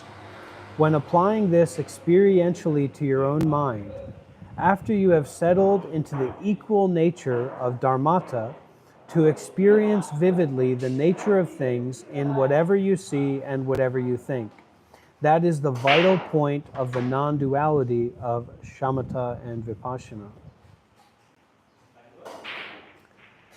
To vividly experience the basic nature in whatever you see and whatever you think is to realize the non-duality of samatha and vipassana. You've only become more and more foolish as time has gone by, Ronnie. You're completely off the rocker at this point. Skillful means is to be ingenious and discerning. Knowledge is to know and perceive reality. When applying this to your own stream of being, since mind is non-arising, its emptiness, not being composed of any identity whatsoever, is realized through skillful means. Through knowledge, you realize that this very knowing is empty and without cause. Right? So this is the true knowledge that we're pointing to here, which is why Ronnie is an absolute fool. Through knowledge, you realize that this very knowing is empty and without cause. So whatever knowing that you have accumulated is just a grasping or just an expression of ignorance and attachment. That this true knowing is empty and without cause. Thus, this indivisibility of nature and knowledge is known as the key point of realizing the non-duality of means and knowledge. So that means that there is a non-separation between what we think we know and the way that things are already. That has nothing to do with knowing or thoughts. That this is the key point of realizing the non-duality of means and knowledge, or skillful ways of becoming free. Now again, the well-minded student asked the great master, what is the dividing line between meditation and post-meditation? What is the dividing line between space and wakefulness? What is the dividing line between dharmata and dharmas? What is the dividing line between the view and the viewer?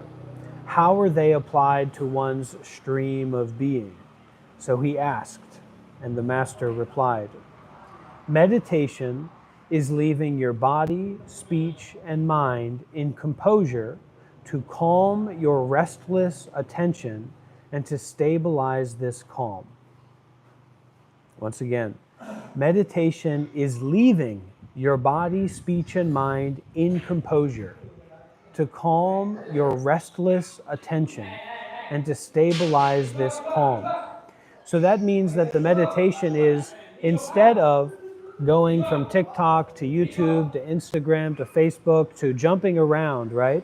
Or even with your body, going to the shopping market, going to see your boyfriend, going to join the meditation retreat. Meditation is leaving your body, so leaving it alone, letting it alone. Meditation is letting alone your body, speech, and mind in composure, or in being the way that it already is. To calm your restless attention and to stabilize this calm. Is that clear what meditation is? Post-meditation is putting this meaning to use and further enhancing it. When applying this to your own stream of being, during the meditation state, you train in being free from conceptualizing all phenomena. During the post-meditation, you attain stability and gain mastery in it. That is the key point of non-duality of meditation and post-meditation. So unless you're interested and willing to train in being free from conceptualizing all phenomena,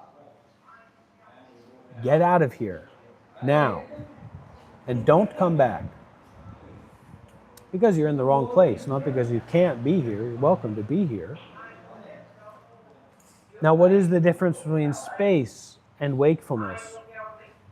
Space is the nature of mind, the pure essence of dharmata revealed to its depth. Wakefulness is knowing that this space is in yourself. When applying this to your own stream of being, the nature of mind essence is a pure wakefulness that does not consist of any materiality and is hard to fathom. To see this nature of things by means of self-knowing wakefulness is dharmata revealed to its depths. So you can think, you can imagine, right? Have you ever seen like the mountains far away or out in the ocean on a boat and looking out at all the space?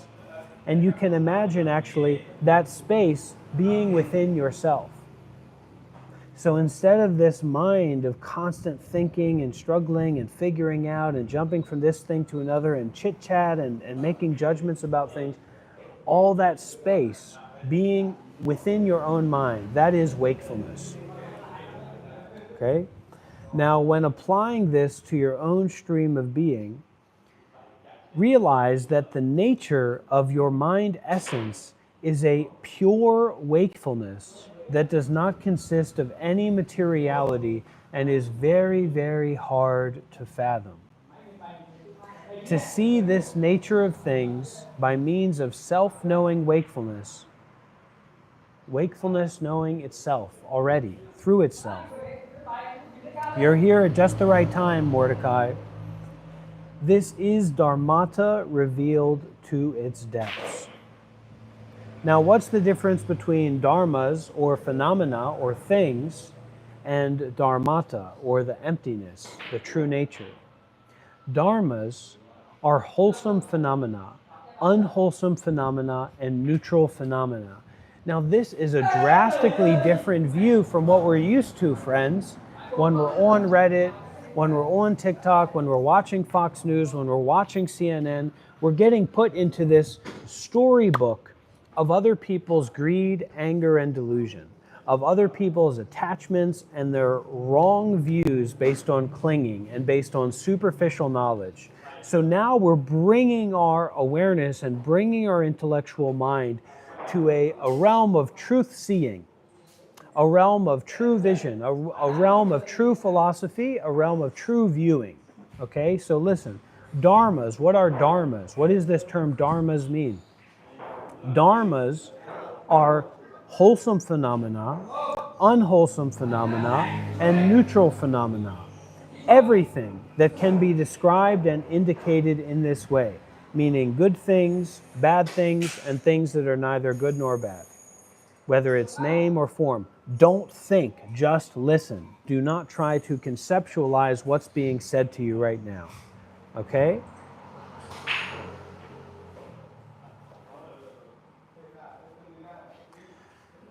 Lord, I lift your name on high. Lord, I love to sing your praises. I'm so glad you're in my life. I'm so glad you came to save us. He came from heaven to earth to show the way, from the earth to the cross, a dead rebate. From the cross to the grave, from the grave to the sky, Lord, I lift your name on high.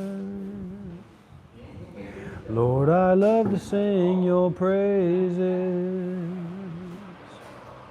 I'm so glad you're in my life. I'm so glad you came to save us. He came from heaven to earth to show the way, from the earth to the cross, a dead babe. From the cross to the grave, from the grave to the sky, Lord, I lift your name on high. That is, of course, about Lord Padmasambhava. Wonderful Tibetan master, lotus-born, the lotus-born one. So let's go back to this, okay? Dharmas are wholesome phenomena, unwholesome phenomena, and neutral phenomena. Everything that can be described and indicated in this way. Dharmata means that they are all empty in essence, empty by nature, and empty of characteristics. When applying this to your own stream of being, Dharmata is that all phenomena arise from this mind that is emptiness. All phenomena, all appearances arise within this mind that is emptiness, or we can say is awareness.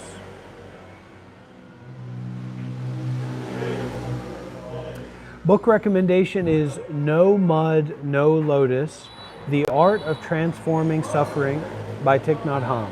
Thich Nhat Hanh. Maybe someone can write that down for our friend Mordecai here. That's the A+ book recommendation.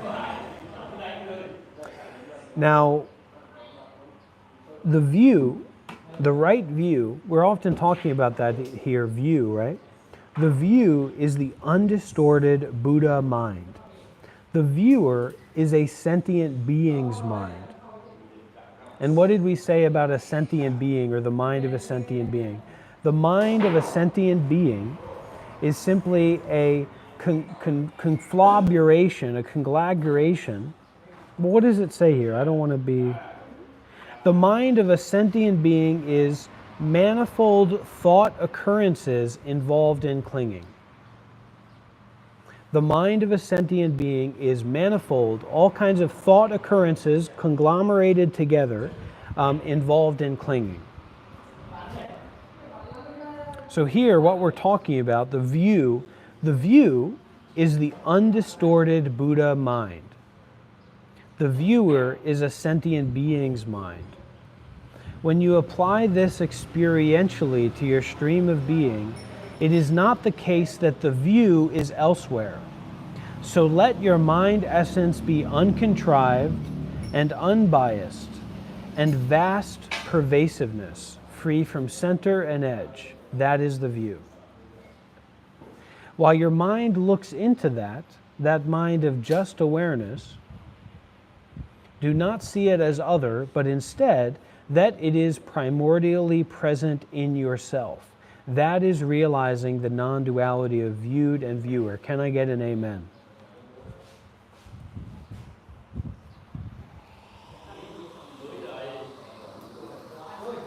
This Dzogchen is really hitting today, huh? Now, what again was that undistorted Buddha mind? You know, what is that? So listen closely, dear friends.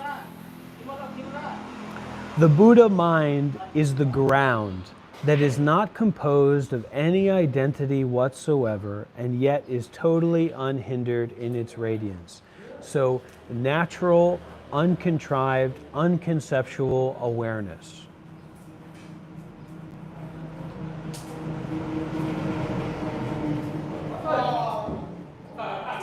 Like an ocean of spaciousness, like a sunrise of non-conceptuality. And what's being said here in this part of the teaching, which is very interesting, right? is that the view is this undistorted Buddha mind, and the viewer, or the person, the me, the I that's viewing, is a sentient being's mind. So when you apply this understanding experientially to your own stream of being, it is not the case that the view is elsewhere. So it is not the case that awareness is somewhere else, or that the nature or the ground is somewhere else. But rather, and because of that, right, this awareness, this spaciousness of mind, this non-thought is not elsewhere, right? That's not the case. It's not the case that just being aware is elsewhere. It's not the case that not suffering is elsewhere, is it? So, let your mind essence be uncontrived. Let your listening itself be just listening. Even beyond that, because that's contrived. So let your mind essence be uncontrived in unbiased and vast pervasiveness, free from center and edge. That is the view. While your mind looks into that, so while your mind opens up to the curiosity of like just awareness or just not suffering, right? While your mind looks into that, do not see it as other or your practice or something that you're working on, but instead that it is primordially present in yourself. That is realizing the non-duality of viewed and viewer. Don't give up. Don't give in. There is no sin.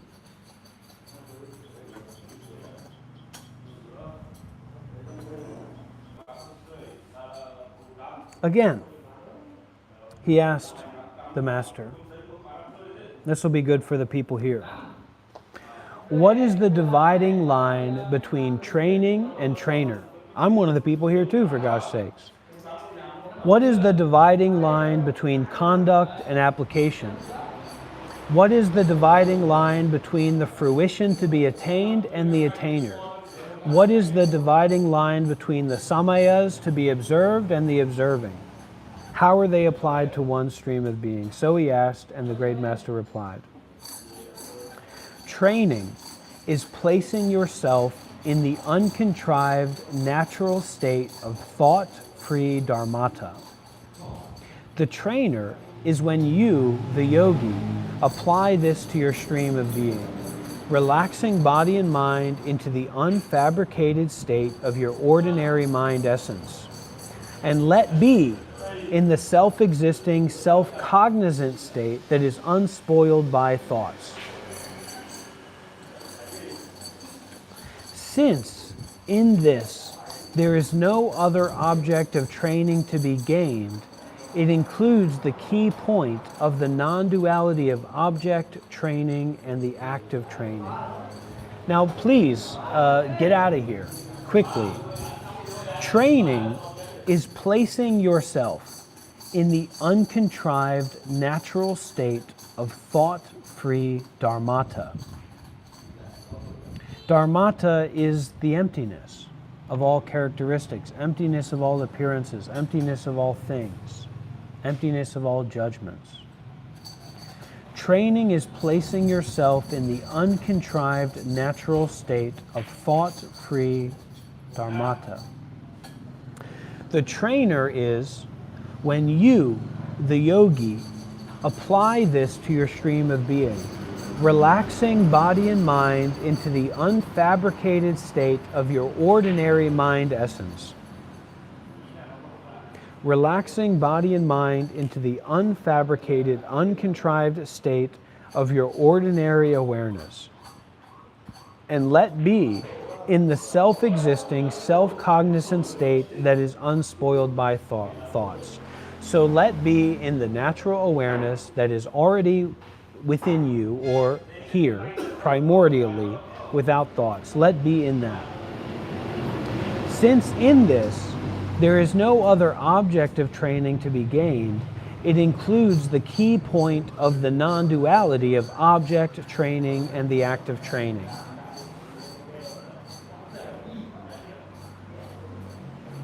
Relaxing body and mind into the natural state of non-thought-based awareness that is already here and now. Now, What about the conduct and the application? The conduct is doing whatever you do. The application is to make use of whatever you do for practice. I'm getting a little bit excited here. I need to calm down. The conduct is doing whatever you do. The application is to make use of whatever you do for practice. When applying this to your own stream of being, embrace whatever you do, such as walking, lying down, sitting, and so forth, with the guard of watchfulness. Do not get caught up in mindless normality. Embrace your conduct and the application of it with dharmata. In this way, your conduct and application are not separate.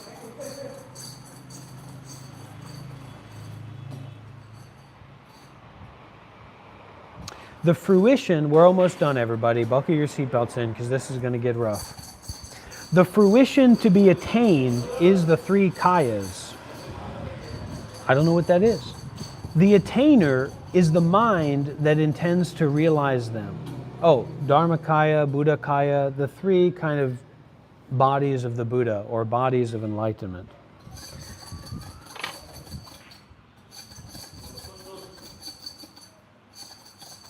The fruition to be attained is the three kayas. The attainer is the mind that intends to realize them. When you apply this to your own stream of being, the three kayas are not elsewhere.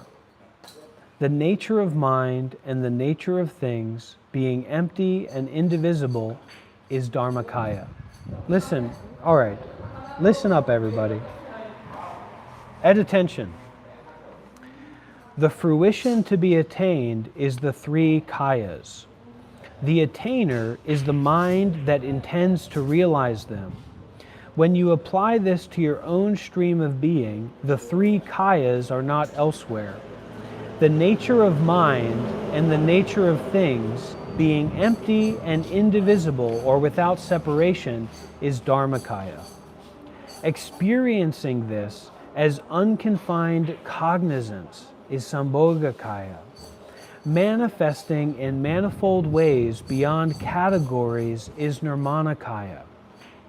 To recognize that the fruition to be attained is present in yourself without being something to be accomplished elsewhere is known as perfecting the fruition within yourself. The samayas to be observed are all included within the root and branches. The observing of them is nothing other than guarding your body, speech, and mind against violations.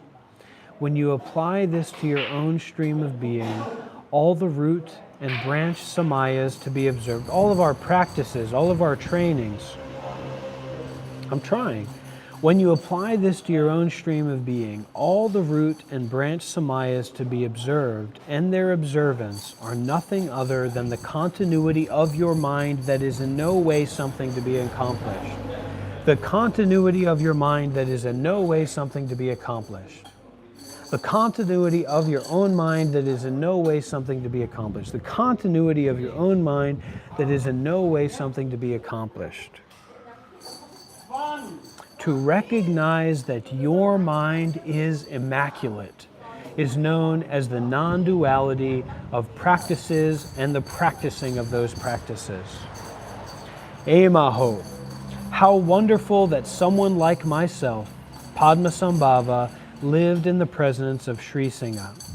A Nirmanakaya emanated from the heart of Samantabhadra, and that I respectfully supplicated and made aspirations.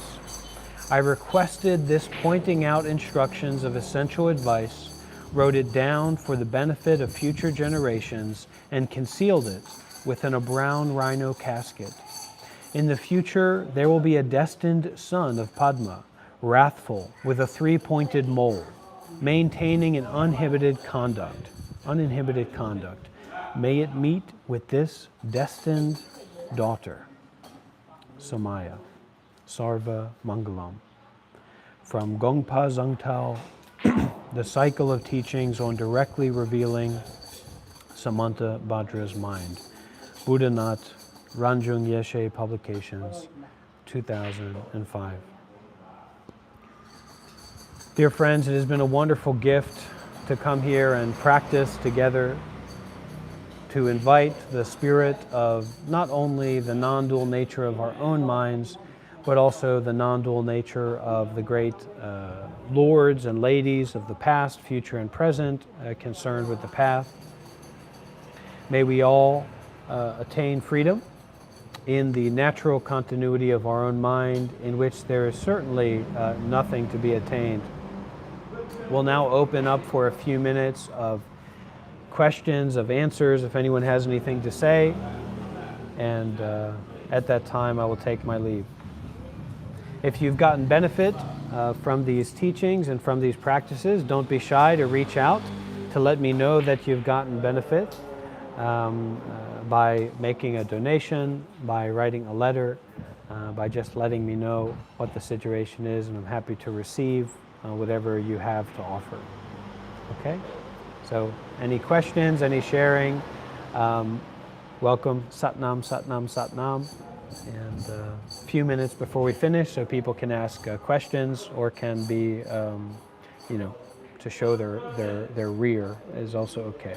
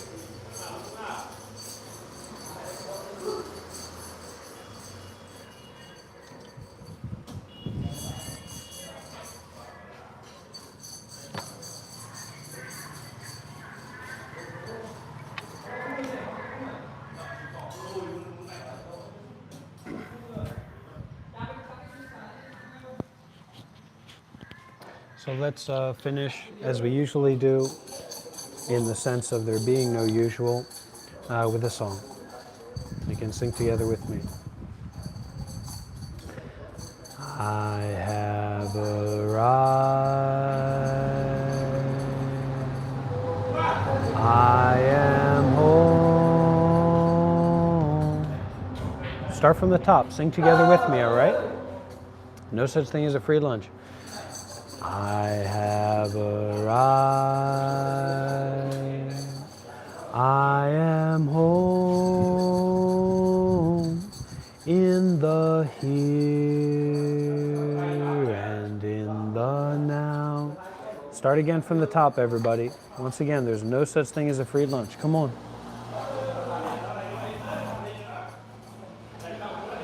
I have arrived. I am home in the here and in the now. In the now, I am solid. I am free. I am solid.